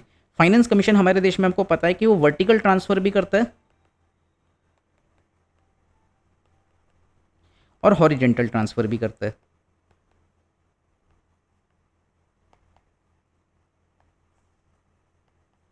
ठीक है, वर्टिकल ट्रांसफर में वो क्या करता है, डिस्ट्रीब्यूशन ऑफ टैक्स करता है बिटवीन सेंटर एंड स्टेट, और हॉरिजॉन्टल ट्रांसफर में वो क्या करता है, बिटवीन डिफरेंट स्टेट्स, है ना। अब उसका क्राइटेरिया भी होता है, आपने इकोनॉमिक्स में पढ़ा होगा कि कितना एरिया है, उनकी इनकम कितनी है, ठीक है, फिर उनकी पॉपुलेशन कितनी है, बहुत सारे क्राइटेरियाज होते हैं। तो उसमें हम एक क्राइटेरिया ये भी रख सकते हैं कि इनको हम पैसा देंगे ऑन द बेसिस ऑफ कि इनका जेंडर बजट जो है, स्टेट जो अपना बजट बनाते हैं उसमें जेंडर बजट में इनकी परफॉर्मेंस क्या है। तो राज्य हैं, ये अपना जेंडर बजट बनाते हैं, इनके जेंडर बजट की परफॉर्मेंस का ऑडिट होना चाहिए, जिसको हम कहेंगे जेंडर बजट ऑडिट करो। उसके बेसिस पे राज्यों की रैंक निकालो, और जो राज्य जैसा परफॉर्म करता है उसको एक क्राइटेरिया बनाओ हॉरिजेंटल ट्रांसफर ऑफ जो डिस्ट्रीब्यूशन ऑफ टैक्स है उसका। ठीक है, एक तो ये चीज़ हम कर सकते हैं। इसी तरीके से इन द सिमिलर वे है, जब हम वर्टिकल ट्रांसफर की बात करते हैं तो सेंटर और स्टेट के बीच में भी जो पैसों का ट्रांसफर होगा उसमें भी हम एक क्राइटेरिया रख सकते हैं कि जो स्टेट्स हैं वो जेंडर बजटिंग में कैसा परफॉर्म कर रहे हैं, उसके आधार पे हम करेंगे। ठीक है, एक तो ये चीज़ हो गई। उसके अलावा हम क्या कर सकते हैं, एक कमिटी होती है, इसका नाम है लाहिरी कमेटी। बस मीन्स में आप लिख सकते हो ये टर्म कि लाहिरी कमेटी ने कहा था कि जेंडर बजट सेल्स बनाए जाने चाहिए और इसकी रिकमेंडेशंस को क्या करना चाहिए, इम्प्लीमेंट करना चाहिए, ताकि जेंडर बजटिंग को हम और ज़्यादा क्या कर सकें, एफिशिएंट कर सकें। ठीक है, तो ये 2 पॉइंट आप लिख सकते हो, एक तो लाहिरी कमेटी और उसके साथ में फाइनेंस कमीशन का क्या रोल हो सकता है। ठीक है, और इसी तरीके से हम ये भी लिख सकते हैं कि फाइनेंस कमीशन क्या करता है, ग्रांट देता है, grant in aid to states. तो स्टेट्स को जो ग्रांट इन एड दी जाती है उसमें भी आप क्या कर सकते हो, जेंडर बजट की परफॉर्मेंस को एक क्राइटेरिया बना सकते हो। ठीक है, ताकि हम जेंडर बजटिंग को क्या कर सकें, प्रमोट कर सकें। ठीक है, अब हम आगे बढ़ते हैं। अब हम बात करेंगे इसी में income tax bill tabled in parliament. तो इनकम टैक्स बिल है उसको पार्लियामेंट में टेबल किया गया था। पर्पस और कंटेक्स्ट, तो introduce to simplify the income tax act of 1961, बिल्कुल ठीक है। ठीक है, तो एक नया इनकम टैक्स बिल जो आया वो क्यों आया, ताकि जो इनकम टैक्स एक्ट था 1961 का उसको क्या किया जा सके, सिंप्लीफाई किया जा सके। अब देखो किसी एक्ट को सिंप्लीफाई हम कैसे करेंगे। अब हमें पता है, अगर मान लो कि आपसे कोई कह दे इनकम टैक्स एक्ट को आपको पढ़ना है, तो आपको क्या समस्या आएंगी उसमें, आपको समझ में आएगा, आपको लगता है वो नहीं आएगा। क्यों नहीं आएगा, उसकी लैंग्वेज टफ होगी। ठीक है, पहली चीज़ टेक्निकल होगी बहुत ज़्यादा। एक चीज़ और भी होगी, बहुत सारे प्रोविजंस होंगे, लॉट ऑफ सेक्शंस, है ना। हम कह सकते हैं लॉन्ग एक्ट, इतना बड़ा है कैसे पढ़ें, ये समस्या होगी। एक समस्या और भी आती है, आपने जैसे तैसे उसको पढ़ने की कोशिश करी तो उसमें बिल में आपको बहुत सारी वेग टर्म्स मिलेंगे और एम्बिग्विटी मिलेंगी। ठीक है, तो हमने क्या देखा, टफ है, यानी कि उसकी लैंग्वेज टफ है, टेक्निकल है, बहुत लंबा एक्ट है, टर्म्स कुछ वेग हैं जिनके अर्थ समझ ही नहीं आ रहे। एम्बिग्विटी का मतलब होता है मोर देन वन इंटरप्रिटेशन, अनेकार्थता बोलते हैं इसको हम, अनेकार्थता।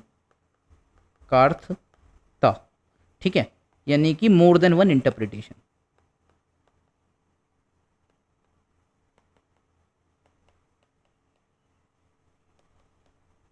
ठीक है, तो ये चीज़ आपकी हो गई कि टफ लैंग्वेज है, टेक्निकल है, बहुत लंबा है, वीक टर्म से एम्बिग्विटी है। तो जो नया बिल आएगा वो बेसिकली इन्हीं चीज़ों को एड्रेस करने की कोशिश करेगा। ठीक है, वो क्या करेगा, जो टेक्सचुअल प्रॉब्लम, देखो लैंग्वेज टफ है, इसको हम क्या कह सकते हैं, टेक्सचुअल प्रॉब्लम।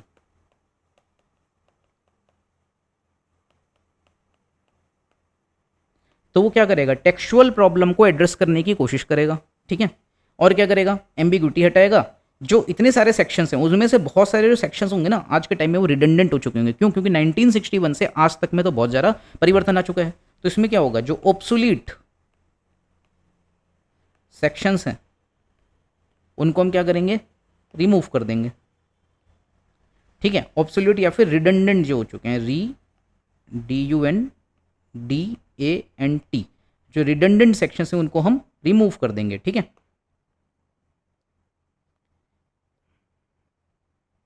तो देखो, introduce to simplify the income tax act of 1961 aimed at making tax law clearer, more accessible and easy to navigate. Simple है, टैक्स लॉ को ज़्यादा क्लियर बनाएंगे, सिंप्लीफाई करेंगे। कोर क्या है, कोर प्रिंसिपल्स क्या है, textual and structural simplification for clarity, no major policy change to maintain continuity. नीतिगत कोई बदलाव नहीं किया हमने, क्योंकि हम क्या चाहते हैं, कॉन्टिन्यूटी, यानी कि हम चाहते हैं कि निरंतरता बनी रहे। No changes to tax rates to ensure predictability, simplification approach, eliminate intricate language. ठीक है, देखो मुश्किल भाषा हटा दी ताकि रीडेबिलिटी अच्छी हो। Deleted repetitions and absolute clause बात करी थी कि वो क्लॉज जो आज के समय के अनुसार ठीक नहीं है, पहले होते थे, अब जरूरत नहीं है, उनको हटा देंगे। कुछ चीज़ें ऐसी होती हैं बार बार रिपीट होती हैं, उनको हटा देंगे। लॉजिकल रीऑर्गेनाइजेशन होगा सेक्शंस का फॉर बेटर रेफरेंस। ठीक है, इन्हीं चीज़ों की हमने बात करी थी, वही चीज़ यहाँ लिखी हुई है, तो बहुत सरल होता है। आपको नहीं भी पता है तो भी आप लिख सकते हो कि भाई ये चीज़ें करी गई होंगी। ठीक है, फिर हम बात करते हैं स्टेक होल्डर का कंसल्टेशन। तो स्टेक होल्डर क्या है, मतलब जिन जिन लोगों के स्टेक्स उससे जुड़े हुए हैं, यानी कि हित जुड़े हुए हैं। तो स्टेक होल्डर का मतलब होता है हित धारक। यानी कि जो ये बिल है उससे जिस जिस व्यक्ति के स्टेक जुड़े हुए हैं यानी कि हित जुड़े हुए हैं उससे कंसल्ट किया गया, यानी उसकी सलाह ली गई है। Wide spread engagement with tax payers का, यानी आम जनता जो है, जो लोग टैक्स पे करते हैं उनसे, बिजनेसेस से पूछा गया, एक्सपर्ट से पूछा गया, इंडस्ट्री एसोसिएशन से भी पूछा गया। ठीक है, आउटकम क्या हुआ है, क्वांटिटेटिव इंपैक्ट पड़ा। एक तो देखो बहुत सरल तरीका होता है किसी भी चीज़ का अगर हमें बताना आउटकम क्या है, दो तरीके से आउटकम होता है, एक होता है क्वांटिटेटिव इंपैक्ट, एक होता है क्वालिटेटिव इंपैक्ट। कि भाई क्वांटिटेटिव में क्या हुआ, सिग्निफिकेंट रिडक्शन हो गया वॉल्यूम में न्यू एक्ट के। भाई पुराना एक्ट जो था अगर उसमें 1000 पन्ने थे ना, तो नए एक्ट में कितने हो गए, 600 हो गए। क्यों? क्योंकि हमको पता चला कि यार बहुत सारे जो चीज़ें थी वो तो क्या थी, ऑब्सोलीट थी, रिडंडेंट थी, रिपीटेटिव थी। ठीक है, तो ये हो गया more streamlined and user friendly format. ठीक है, comparison income tax act and bill. देखो अगर हम वर्ड काउंट की बात करें तो एग्जिस्टिंग एक्ट में 5000 है, प्रपोज्ड बिल जो होगा उसमें कितने कम हो गए, 5000 कह लो। क्या इसमें आप देख सकते हो 55,12,535। अब इसमें कितने हो जाएंगे, 2,59,676। चैप्टर्स 47 थे, 23 रह गए, सेक्शंस भी कम हो गए, टेबल्स बढ़ गई, फॉर्मूले बढ़ गए। ठीक है, तो इस तरीके से हमने क्या देखा, क्वांटिटेटिव इंपैक्ट पड़ा है। और दूसरा हम क्या देखेंगे, क्वालिटेटिव इंप्रूवमेंट भी हुआ, यानी कि जो बिल नया बिल आया है उससे क्या हुआ है, क्वांटिटेटिवली यानी कि जो उसकी क्वांटिटी है, अमाउंट है, मात्रा है, उसमें भी अंतर आ गया। और क्वालिटी में तो आएगा ही। क्वालिटी में कैसे आएगा, सिंप्लीफाइड लैंग्वेज होगी।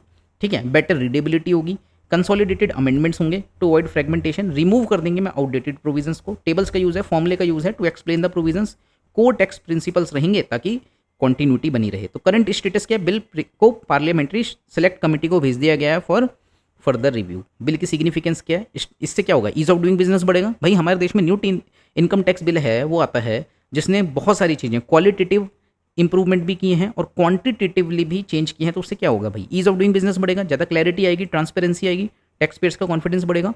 एक स्टेप है towards a modern accessible tax framework. ठीक है, बहुत सरल सी चीज़ें हैं, आप सोच सकते हो उसको। तो इस तरीके से हमारा आर्टिकल नंबर 8 भी खत्म हो गया। अब हम अगले आर्टिकल की ओर आते हैं, जो है article 9, combating violence against women despite legal reforms women face domestic violence. सही बात है, आज के टाइम पे भी अगर हम देखें तो डोमेस्टिक वायलेंस, घरेलू हिंसा हो रही है, सेक्सुअल हैरासमेंट भी होता है, वर्क प्लेसेस पे भी होता है, उसके बाहर भी होता है, ट्रैफिकिंग यानी तस्करी हो रही है, उनको बेच दिया जाता है किसके लिए, प्रोस्टिट्यूशन के लिए। ऑनर किलिंग्स होती हैं, कहाँ पर होती हैं जनरली, हरियाणा वाले रीजन बड़ा इनफेमस है इस काम के लिए। साइबर वायलेंस भी होता है, वर्क प्लेस हैरासमेंट भी है। ठीक है, तो हमें एक मल्टी सेक्टोरल अप्रोच चाहिए। मल्टी सेक्टोरल मतलब एक ऐसा अप्रोच जो बहुत सारे सेक्टर्स को एक साथ में डील करे, है ना। जैसे लीगल भी है ना, कानूनी रूप से भी हमें काम करना होगा। तो हमें कानूनी रूप से क्या करना होगा, कानूनों को और ज़्यादा सख्त बनाना होगा, जो हमने बनाया भी था, निर्भया जो केस हुआ था उसके बाद में। फिर ऑनर किलिंग जो है, मतलब ये तो लीगल हो गया। फिर हम बात करेंगे सोशल लेवल पे भी काम करना होगा भाई, तो सोशल अवेयरनेस लेके आनी होगी, है ना। फिर हम क्या कहेंगे, एजुकेशनल लेवल पे भी काम करना है हमको, टेक्नोलॉजी के लेवल पे भी काम करना है। जैसे कि सरकार ने टेक्नोलॉजी के लेवल पे क्या बनाया, शी बॉक्स बनाया है। ठीक है, और इकोनॉमिक लेवल पे भी काम करना होगा। इकोनॉमिक लेवल के लिए सरकार क्या लेके आई है, ड्रोन दीदी स्कीम लेके आई है, नमो ड्रोन दीदी, लखपति दीदी स्कीम लेके आई है ना। सरकार क्या कर रही है, सेल्फ हेल्प ग्रुप्स को प्रमोट कर रही है। ठीक है, सरकार क्या कर रही है, प्रधानमंत्री कौशल विकास योजना चला रही है, स्किल इंडिया मिशन चला रही है। ठीक है, तो सब लिख सकते हैं हम इसमें कि इकोनॉमिक लेवल पे सरकार कैसे काम कर रही है, जो फीमेल प्रॉब्लम्स है उनको दूर करने के लिए। ठीक है, फिर नेशनल कमीशन फॉर वुमेन है, ये लीड करता है एडवोकेसी को, अवेयरनेस को, स्टेक होल्डर कोलैबोरेशन को। ठीक है, तो ये किसकी बात करेगा भाई, अवेयरनेस होनी चाहिए और स्टेक होल्डर्स यानी जितने भी हितधारक हैं वो सारे एक साथ हैं। ठीक है, तो strengthening legal and institutional framework, भाई लीगल लेवल पे क्या काम होगा, लीगल लेवल पे जो काम होगा उसमें डोरी प्रोहिबिशन एक्ट आएगा। ठीक है, दहेज उन्मूलन अधिनियम आएगा 1961 का, protection of women from domestic violence, घरेलू हिंसा अधिनियम आएगा, sexual harassment of women at work place 2013 में आ गया। ठीक है, विशाखा गाइडलाइंस को इंप्लीमेंट करते हुए आया है।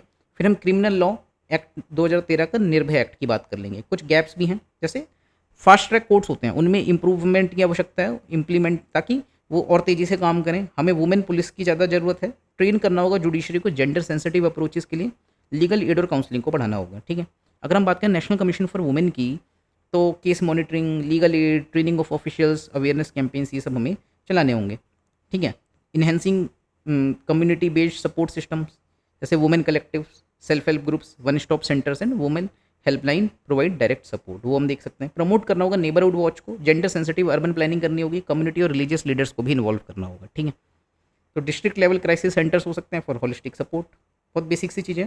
फिर role of education changing mindset, ये बिल्कुल ठीक बात है कि भाई आप जब शिक्षा दोगे तो उस हिसाब से क्या होगा, लोगों का जो माइंडसेट है उसमें परिवर्तन आएगा, ठीक है। डिफेंस ट्रेनिंग दी जा सकती है गर्ल्स को, जैसे हमने बात करी थी कि उनको रात रात जो होती है उसमें फीमेल्स की जो सिक्योरिटी होती है, सेफ्टी होती है, वो ज़्यादा वल्नरेबल होती हैं कंपेयर टू दी मेल्स, तो इस वजह से उनको सेल्फ डिफेंस ट्रेनिंग दी जा सकती है। यूज़ हो सकता है मीडिया और डिजिटल प्लेटफॉर्म्स का टू रीशेप जेंडर नैरेटिव्स, ठीक है। अब बात आती है leveraging technology for women safety, उसमें हम क्या देख सकते हैं, एक तो शीरोज़ है, हिम्मत प्लस है, निर्भया ऐप है, ठीक है, इनका आप जिक्र कर सकते हो। AI driven safety solutions and wearable alert devices भी होते हैं, डिजिटल सेफ्टी भी होती है, expand cyber crime reporting platforms, enhance digital literacy, predictive policing, ये सब देख सकते हो।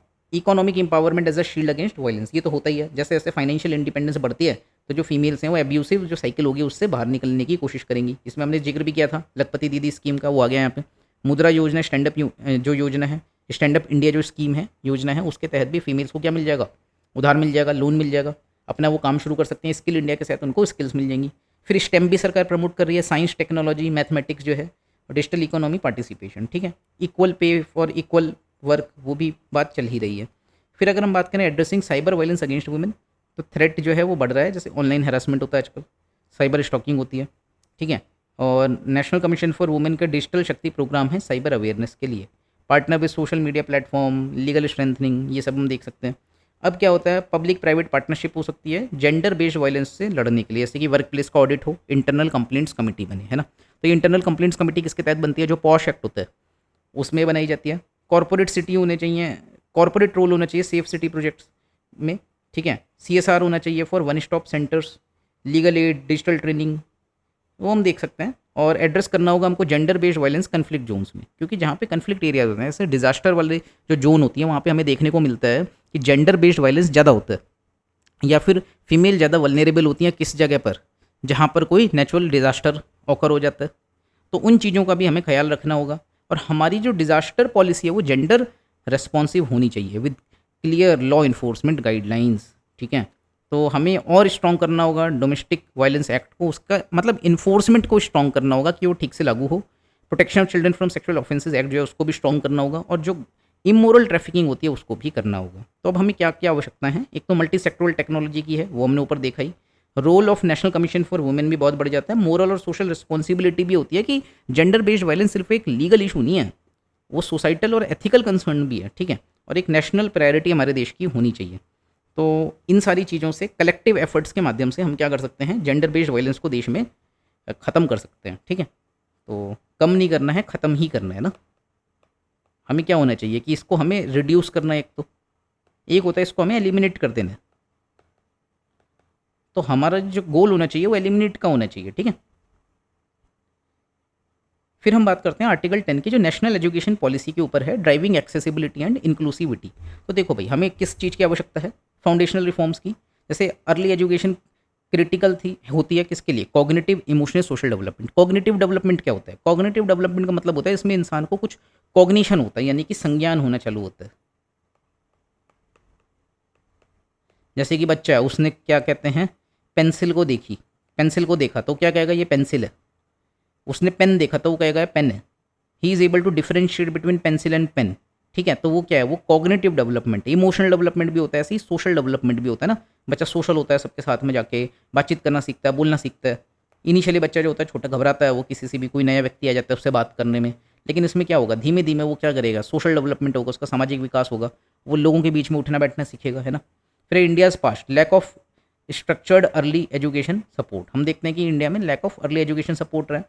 नेशनल एजुकेशन पॉलिसी क्या करती है, एम्फेसाइज करती है कि स्ट्रॉन्ग फाउंडेशन लर्निंग होनी चाहिए। रोट लर्निंग, जो रट्टाफिकेशन होता है ना कि रट्टा मार लिया और पास हो गए, वो नहीं होना चाहिए। अब हम क्या करेंगे, इंक्लूसिव, एक्सेसिबल, हॉलिस्टिक एजुकेशन लेके आएंगे फ्रॉम यंगर एज, ठीक है। नेशनल एजुकेशन पॉलिसी का गोल क्या है, build skilled human capital for a global economy, ठीक है। अब जो आउटकम है नेशनल एजुकेशन पॉलिसी के इम्प्लीमेंटेशन का, वो क्या है, एक तो एनुअल क्या कहते हैं इसको, annual statement of education report 2024 की फाइंडिंग्स हैं इसकी, ठीक है। तो ये बहुत इंपॉर्टेंट होता है। एसर एक जो रिपोर्ट है, ये कौन निकालता है, प्रथम निकालता है। तो ये बताता है कि भाई जो एजुकेशन है उसका स्टैंडर्ड कैसा है, ठीक है, उसका स्टेट कैसा है, उसकी कैसी दशा है। तो इसीलिए इसको कहते हैं annual state for education reform, education report. तो children now outperform pre pandemic peers in foundational skills, ठीक है। अब जो बच्चे हैं वो अच्छा परफॉर्म कर रहे हैं, जो प्री पैंडमिक पीयर्स थे उनके मुकाबले अब वो ज़्यादा अच्छा परफॉर्म कर रहे हैं। Government schools show faster improvement than private schools, ये बहुत अच्छी बात है, ठीक है। अब देखो इसके पीछे कारण ये भी होता है, जैसे अगर हम बात करें एक बच्चा है क्लास में, वो पिछली बार 90 नंबर लेके आया था, इस बार वो 92 नंबर लेके आया, 92% लेके आया, ठीक है। और एक बच्चा था वो पिछले साल लेके आया 40%, इस साल वो लेके आ गया 60%। तो हम क्या कहेंगे, इसने अच्छा परफॉर्म किया, इसकी हमें ग्रोथ दिखेगी, फास्टर ग्रोथ। और इसकी हम क्या कहेंगे, स्लोअर ग्रोथ। तो आपको ये भी समझना होगा कि भाई वो ऐसा हो क्यों रहा है, क्योंकि वो पहले से ही एक ऑप्टिमल लेवल पे आ चुका है, इससे ऊपर नंबर लेके आना मुश्किल है। ये 40 से 60 ले आया, ठीक है, अच्छी बात है। तो इसी तरीके से हम कह सकते हैं कि गवर्नमेंट स्कूल्स में भी ऐसा हो रहा होगा कि वो फास्टर इंप्रूवमेंट शो कर रहे थे प्राइवेट स्कूल्स, बिकॉज उनकी सिचुएशन ज़्यादा खराब थी, ठीक है। इनरोलमेंट की अगर हम बात करें तो बढ़ गया है, बहुत अच्छी बात है। अंडर एज इनरोलमेंट जो स्टैंडर्ड है लोएस्ट एट इतना, ठीक है, aligning with national education policy goals. अब निपुण भारत मिशन आया है, ठीक है। तो अभी निपुण की फुल फॉर्म होती है, एक तो निपुण का मतलब ये होता है कि किसी चीज़ में निपुण हो जाना, यानी कि बहुत अच्छा हो जाना, है ना। तो निपुण क्या है, नेशनल इनिशिएटिव,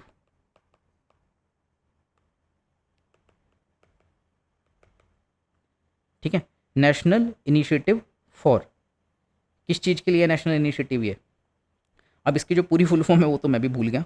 तो इसमें नेशनल इनिशिएटिव है किस चीज़ का, अंडरस्टैंडिंग। एक तो इसमें यू से तो अंडरस्टैंडिंग आता है, हाँ देखो याद आ गई। तो national initiative for proficiency, proficiency in reading with understanding, यानी कि नेशनल इनिशिएटिव है ताकि रीडिंग में प्रोफिशिएंसी आ सके, आप उसमें समझो भी, एंड न्यूमरेसी, ठीक है। तो ये इसकी फुल फॉर्म होती है निपुण भारत मिशन जो है। इसके तहत देखो होगा क्या, इसमें क्या है, क्लास 3rd तक का बच्चा जो है वो बेसिक मैथ सीख जाए, जैसे कि 2 + 3 = 5 होता है, 5 + 4 = 9 होता है, ये न्यूमरेसी हो गई।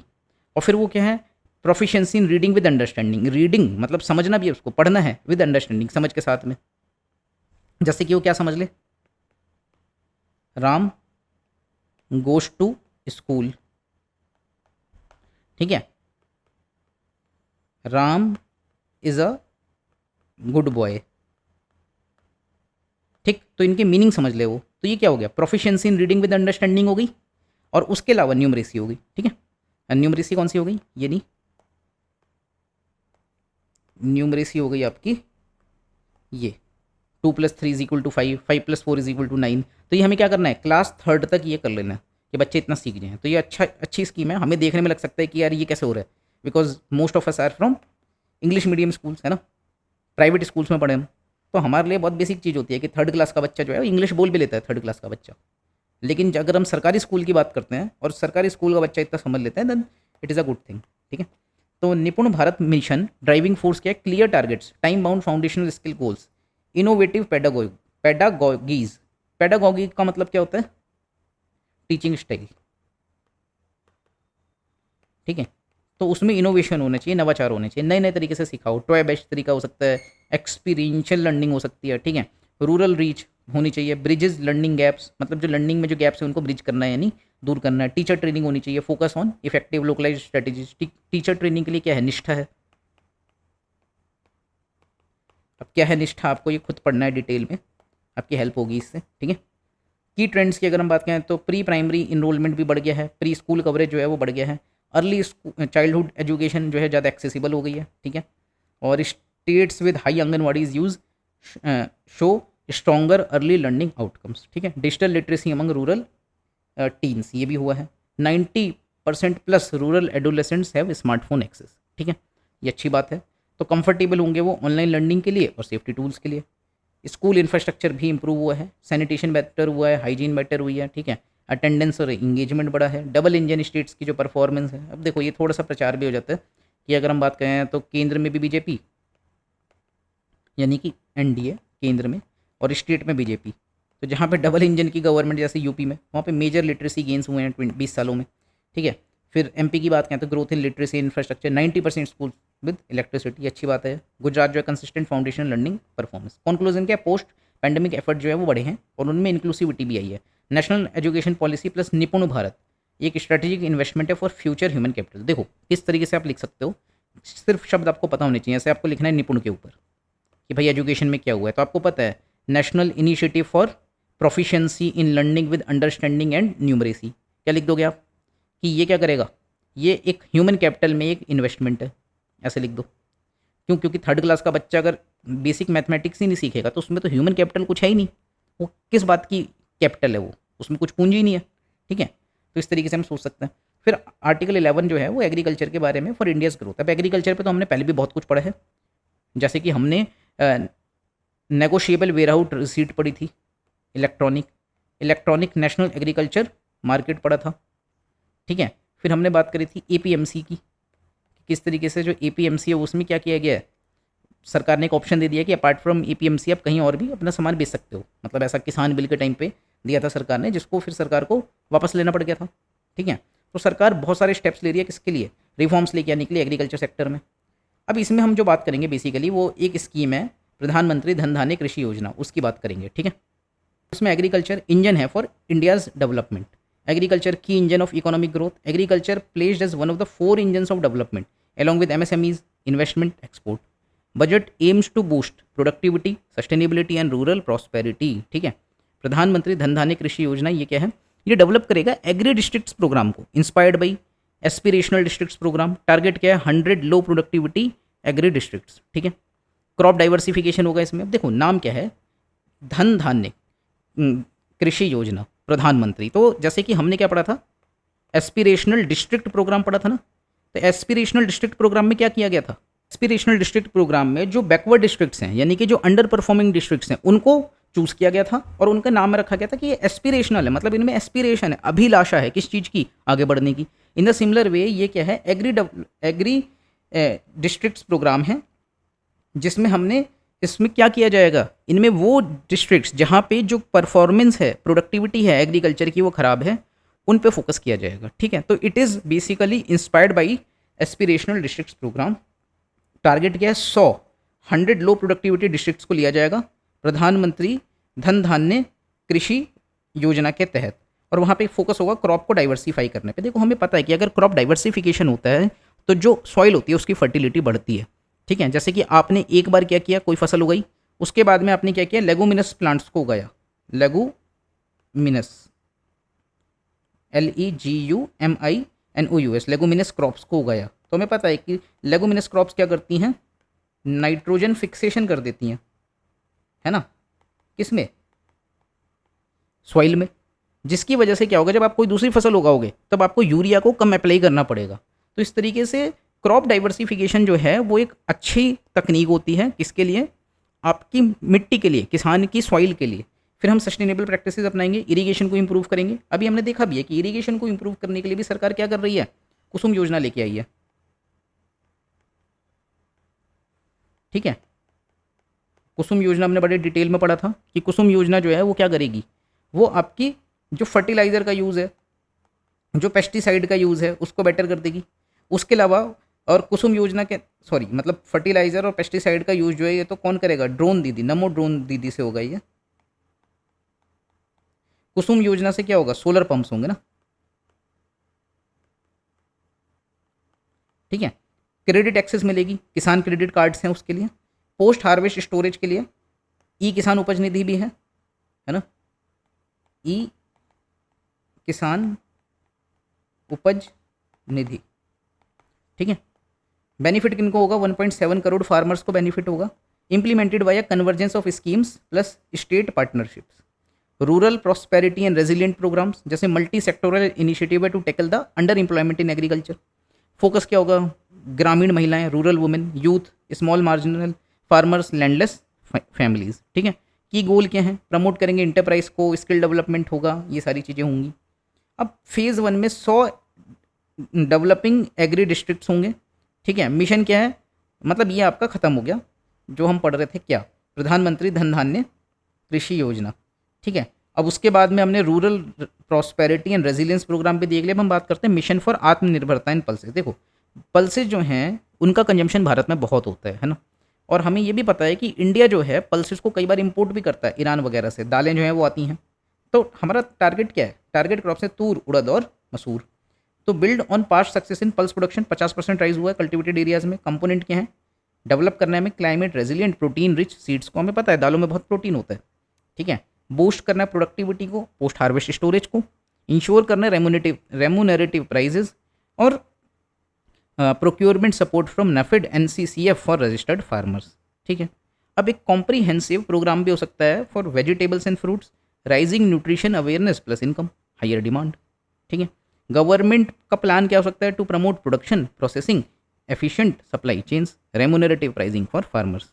पार्टनरशिप्स कर सकते हैं राज्यों के साथ में और फार्मर प्रोड्यूसर ऑर्गेनाइजेशंस के माध्यम से इनका इम्प्लीमेंटेशन हो सकता है, ठीक है। ग्रामीण क्रेडिट कार्ड स्कोर हो सकते हैं, इसको आप पढ़ सकते हो एक बार कि इससे क्या होगा, जो सेल्फ हेल्प ग्रुप के मेंबर्स हैं उनकी क्रेडिट जो एक्सेस है वो बढ़ जाएगी, ठीक है। अब जो अगली बात आती है, ये तो यहाँ पे हमारा आर्टिकल खत्म हो गया, प्रधानमंत्री धन धान्य कृषि योजना। इसको आप एक बार हल्का सा देख भी सकते हो, यहाँ पे शॉर्ट में लिखा हुआ है जैसे कि 1.7 करोड़ फार्मर्स की इससे सहायता करी जाएगी। कैसे? 100 डिस्ट्रिक्ट को कवर किया जाएगा। यहाँ पे प्रोडक्टिविटी कम है और मॉडरेट क्रॉप इंटेंसिटी है, लो बिलो एवरेज क्रेडिट पैरामीटर्स हैं। वहाँ पे एग्रीकल्चर प्रोडक्टिविटी को बढ़ाना है। मतलब बेसिकली प्रधानमंत्री धन धान्य कृषि योजना में क्या है, आप चुन लोगे कि ये वो 100 जिले हैं जहाँ पे फार्मर प्रोडक्टिविटी कम है, ठीक है, क्रॉप इंटेंसिटी मॉडरेट है, और वहाँ पे एग्रीकल्चरल प्रोडक्टिविटी को बढ़ाओगे। कैसे? क्रॉप डाइवर्सिफिकेशन के माध्यम से, सस्टेनेबल एग्रीकल्चरल प्रैक्टिसेस के माध्यम से, पोस्ट हार्वेस्ट स्टोरेज को बेहतर करके। जितनी भी आपने अब तक की स्कीम्स पढ़ी सबको यहाँ यूटिलाइज कर सकते हो आप कि भाई ये सारे काम हमें करनी है। बेसिक से काम है कि भाई आपको उत्पादन बढ़ाना है। अब आपने प्रोडक्टिविटी बढ़ा ली, उसके बाद में आप क्या करोगे? प्रोडक्टिविटी कैसे बढ़ाओगे? डाइवर्सिफिकेशन के माध्यम से बढ़ाओगे। अब आपने प्रोडक्टिविटी बढ़ा भी ली तो कई बार क्या होता है, किसान को डिस्ट्रेस सेल करना पड़ जाता है, तो आपको उसको भी रोकना है। तो उसके लिए आप क्या करोगे? पोस्ट हार्वेस्ट स्टोरेज की भी व्यवस्था करोगे, ठीक है, और इरिगेशन फैसिलिटीज़ को बेहतर करोगे। उसके लिए आपके पास में कुसुम स्कीम है ही, ठीक है, फैसिलिटेट करोगे availability of long term and short term credit, ठीक है। तो ये सारे काम किए जाएंगे प्रधानमंत्री धन धान्य कृषि योजना में। तो काम जो पहले कर रहे थे वैसे ही करोगे, बस इसको स्कीम को इसलिए बनाया गया ताकि इन 100 जिलों पे ज़्यादा ध्यान दिया जा सके, ठीक है। अब हम अपने अगले आर्टिकल की ओर आते हैं। I think this is the last article of Yojana. Investment as an engine of growth, use the point CBC। मतलब इसमें हम क्या है, इन्वेस्टमेंट कैसे? एग्रीकल्चर में, MSME में, इन्वेस्टमेंट एंड एक्सपोर्ट। ये 4 पावरफुल इंजन्स हो सकते हैं इंडिया की डेवलपमेंट जर्नी के लिए, ठीक है। जैसे कि रिफॉर्म्स फ्यूल होंगे, इंक्लूसिविटी गाइडिंग स्पिरिट होगी, विकसित भारत हमारा लक्ष्य है। अब इसमें ज्ञान फ्रेमवर्क को आप यूज़ कर सकते हो। G से गरीब होगा, Y से युवा होगा, A से अन्नदाता और N से नारी। कि इन सब पे यदि हमने फोकस कर लिया तो हम बहुत बेहतर हो जाएंगे। तो हमें गरीब पे भी फोकस करना है, उसमें इन्वेस्ट करना है ना, हमें युवा में इन्वेस्ट करना है, अन्नदाता में इन्वेस्ट करना है, नारी में भी करना है। तो नारी में इन्वेस्ट करने के लिए तो हमने कई कुछ काम देखे हैं, जैसे कि हम अभी ऊपर जेंडर बजट भी देख के आ रहे हैं, ठीक है। फिर हम बात कर सकते हैं गरीब के लिए सरकार क्या कर रही है। तो इन्वेस्टमेंट एक इंजन हो सकता है डेवलपमेंट का। तो इन्वेस्टमेंट किस में होता है? पीपल में होता है, इकोनॉमी में होता है, इनोवेशन में होता है। पीपल में इन्वेस्टमेंट हम किस में कर सकते हैं? यूथ में कर सकते हैं। अब यूथ में इन्वेस्टमेंट करने के लिए सरकार क्या लेके आई है? स्किल इंडिया मिशन लेके आई है, नेशनल अप्रेंटिसशिप प्रमोशन स्कीम लेके आई है, ठीक है, प्रधानमंत्री कौशल विकास योजना लेके आई है, स्किल इंडिया डिजिटल हब लेके आई है, काफ़ी कुछ लेके आई है। अब इसमें क्या है, एजुकेशन और यूथ की अगर हम बात करते हैं तो 500 करोड़ दिए जाएंगे for centre of excellence in AI for education. Artificial को इंटेलिजेंस को प्रमोट करने के लिए 50,000 अटल टिंकरिंग लैब्स बनाई जाएंगी। अटल टिंकरिंग लैब्स के ऊपर प्रीलिम्स में क्वेश्चन भी आया हुआ है कि इसको किसने इंट्रोड्यूस किया था? नीति आयोग ने, ठीक है, 2019 के प्री का सवाल है ये। फिर भारतीय भाषा पुस्तक योजना। तो भारतीय भाषा पुस्तक योजना बेसिकली क्या है, मतलब जो शहरों के अर्बन एलीट लोग हैं उसका मजाक उड़ा सकते हैं एक बार कि सरकार क्या कर रही है। तो आपको ये समझना होगा बेसिकली कि बहुत सारे लोग ऐसे हैं जो ग्रामीण क्षेत्र के हैं, पढ़ने में अच्छे थे, उनके यहाँ पे इंग्लिश एजुकेशन नहीं थी और इस वजह से उनको बहुत ज़्यादा समस्या होती है in understanding English, and due to that they are not able to go for higher education, वो जा ही नहीं पाते, ठीक है। तो अगर भारतीय भाषाओं में अगर हमें पुस्तक पढ़ाई जाएंगी, ग्रेजुएशन करवाया जाएगा, तो बहुत सारे जो मार्जिनलाइज कम्युनिटीज़ के लोग हैं, हाशिए पे खड़ा समाज है, उसका भला होगा और उसको भी क्या कहते हैं शिक्षा मिलेगी, जिसमें आप क्या कर सकते हो, जो किताब है उसको हिंदी में रख सकते हो और जो टेक्निकल वर्ड्स हैं उसको हिंदी और इंग्लिश दोनों में रख सकते हो, ठीक है। तो उसकी वजह से होगा क्या, वो जब वहाँ से निकलेगा उस जगह से, अपने इंस्टीट्यूट से, और वो जॉब करने जाएगा तो वर्क प्लेस पे लोग तो बात मिक्स ही करते हैं, बोलेंगे हिंदी में, but the technical words will be in English, तो वो उनके साथ में क्या कर पाएगा, आराम से कॉम्पीट कर पाएगा। ठीक है, तो भारतीय भाषा पुस्तक योजना it is a very good scheme. Digital Indian language books, जिसमें सारी भारतीय भाषा होंगी, बंगाली में भी होगा, ठीक है, मराठी में भी होगा। सोचो मतलब कि अगर आप प्रिपरेशन कर रहे हो और जो लक्ष्मीकांत है वो मराठी में पढ़ रहा है कोई, ठीक है, तो इस तरीके से आप सोच सकते हो एज सच। फिर है 5 national centres of excellence for skilling with global ties up. IIT infrastructure का भी एक्सपेंशन हो रहा है। पीएम रिसर्च फेलोशिप 10,000 नए फेलोशिप हैं फॉर आईआईटी आईआईएससी रिसर्च। ठीक है, आईआईएससी क्या है, इंडियन इंस्टीट्यूट ऑफ साइंस। तो जनरली जो लोग एमटेक करते हैं उनको पता रहता है कि पीएम रिसर्च फेलोशिप स्कीम जो है कितनी काम की स्कीम है ये। ठीक है, तो मतलब बहुत अच्छा कदम है ये भी। फिर हेल्थ केयर की अगर हम बात करें तो 10,000 medical under graduate post graduate seats को ऐड किया गया है और 75,000 करी जाएंगी 5 सालों में। ठीक है, 200 day care cancer centres to be set up by 2025। Exemption on life saving cancer drug taxes, ये भी अच्छा कदम है। ठीक है, इसी तरीके से अर्बन वर्कर्स और गीग इकोनॉमी के लिए पीएम स्वनिधि को रिवैम्प किया गया है। पीएम स्वनिधि क्या है, स्ट्रीट वेंडर्स आत्मनिर्भर निधि। इसमें बेसिकली क्या किया जाता है कि जो लोग ठेला लगाते हैं उनको सरकार लोन देती है ताकि वो ठीक से क्या कर सकें, अपने ठेले को खरीद सकें। ठीक है, और जो वो स्ट्रीट वेंडर का काम है उसको बेहतर तरीके से कर पाएँ, क्योंकि उसके लिए भी तो उनको सामान चाहिए, इक्विपमेंट चाहिए, वो उसके लिए सरकार उनको लोन दे देती है। ठीक है, 1 करोड़ गिग वर्कर्स हैं उनको हेल्थ कवर मिलेगा अंडर द प्रधानमंत्री जन आरोग्य योजना। ये भी बहुत अच्छा कदम है, क्योंकि हम देखते हैं कि बहुत सारे लोग जो हमारे देश में गिग वर्कर की तरह काम करते हैं, तो उनको भी आप अगर हेल्थ कवरेज में लेके आते हो तो इससे अच्छा और क्या हो सकता है। ठीक है, new urban livelihood upliftment scheme है फॉर वल्नरेबल ग्रुप्स। ई श्रम पोर्टल है, रजिस्ट्रेशन फॉर गिग वर्कर्स। अब ई श्रम पोर्टल पे यदि कोई गिग वर्कर रजिस्ट्रेशन करवाता है तो उसको क्या बेनिफिट मिल जाएंगे, हेल्थ इंश्योरेंस के बेनिफिट मिल जाएंगे उसको, है ना। तो investing in the economy, infrastructure में इन्वेस्ट करना है। Interest free loans to states for infra reforms, तो ये भी एक अच्छा कदम है। ठीक है, फिर है all infra ministries to present 3 year public private partnership project pipelines. Asset monetisation plan है। अर्बन चैलेंज फंड है, इसका हमने पहले भी जिक्र किया था। हाउसिंग एंड वाटर के लिए एक तो स्वामी है। ठीक है, अभी स्वामी क्या होता है, तो इसमें बेसिकली क्या होता है, एक सिंगल विंडो है, इसकी फुल फॉर्म होती है single window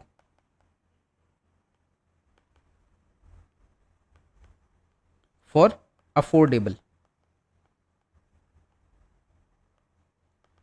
mid income houses. ठीक है, तो 15,000 करोड़ दिए जाएंगे for completion of 1 lakh dwelling units. जल जीवन मिशन है, वो तो चल ही रहा है, जिसके तहत सरकार क्या चाहती है कि भाई जो जल है, जो एक बेसिक नेसेसिटी है, बेसिक एम्यूनिटी हर व्यक्ति के लिए, वो सबको अवेलेबल हो। ठीक है, एम्प्लॉयमेंट इन टूरिज्म है, focus on skilling youth in tourism and hospitality. ठीक है, तो देखो टूरिज्म में जो जॉब्स होती हैं बेसिकली उनको हम कहते हैं फ्लोर शॉप जॉब्स। अब आपको क्या करना है, इस टर्म को पढ़ना है कि फ्लोर शॉप जॉब्स होता क्या है। ठीक है, और you will write it in the comment box. ठीक है, टॉप 50 टूरिस्ट डेस्टिनेशन है to be developed with states. Medical tourism भी है कि भाई लोग भारत में आके इलाज करवाएं, क्योंकि भारत में इलाज सस्ता है। फिर मैरीटाइम एंड एविएशन, 25,000 करोड़ दिए गए हैं मैरीटाइम डेवलपमेंट फंड के लिए। शिप बिल्डिंग क्लस्टर्स बनाए जा रहे हैं। उड़ान 2.0 है, उड़े देश का आम नागरिक। ठीक है, तो इसमें 120 न्यू डेस्टिनेशन है, इसके लिए फिल्म भी है। कौन सी है वो, सरफिरा, देख सकते हो आप एक बार, काफ़ी अच्छी फिल्म है वो। ठीक है, green field airports plan for Bihar. Energy and mining की अगर हम बात करें तो नेशनल न्यूक्लियर एनर्जी मिशन भी है, और माइनिंग सेक्टर में भी काम हो रहा है। गति शक्ति डेटा पोर्टल है। ठीक है, इन्वेस्टमेंट इन इनोवेशन के लिए research and development startups, deep tech fund of funds, digital knowledge and data management, ये सब आप एक बार पढ़ सकते हो। इसमें इंडियन नॉलेज सिस्टम थोड़ा सा इंपॉर्टेंट है। ठीक है, फूड सिक्योरिटी के लिए सरकार जीन बैंक लेके आई है, 10 lakh germplasm lines to conserve the genetic diversity. अब वे फॉरवर्ड क्या हो सकता है भाई, इंक्लूसिव ग्रोथ जो होगी वो फोकस कैसे होगी, फोकस करेंगे हम हेल्थ पे, एजुकेशन पे, इंफ्रास्ट्रक्चर पे, इनोवेशन पे। ठीक है, और इससे हम क्या बनेंगे, एक विकसित भारत बनेंगे। विकसित भारत में क्या होगा, गरीबी नहीं होगी, भूखमरी नहीं होगी, हाई स्टैंडर्ड ऑफ लाइफ होगा लोगों का। ठीक है, वीमेन भी एम्पावर्ड होंगी, और सबका साथ सबका विकास गाइड करेगा नेशनल प्रोग्रेस को। ठीक है, तो इस तरीके से हमारी जो योजना है वो मार्च की भी ख़त्म हो गई है। आई होप आपको ये क्लास पसंद आई होगी। थोड़ी सी टेक्निकल थी ये क्लास और थोड़ी सी हैवी भी थी, तो आप लोग वीडियो को अगर आपको पसंद आया तो प्लीज़ आप कमेंट करें, इससे मुझे मोटिवेशन मिलता है इस तरीके के और भी वीडियोस लेके आने के लिए। So like the video, share the video with your friends, subscribe the channel, और जो हमारी पॉलिटी के वन लाइनर सीरीज़ चल रही है आप उसको भी देख सकते हो। ठीक है, वो भी मैं ही ले रहा हूँ classes, although it is a one liner series, but मैंने उसमें कोशिश करी है कि बहुत सारी मैं डिटेल्स दे सकूँ, जिससे कि जो लोग यूपीएससी का एग्जाम भी दे रहे हैं उनको भी कॉन्सेप्चुअल क्लैरिटी मिले। तो although it is a one liner series, but a lot of conceptual clarity has been added in that series, ठीक है।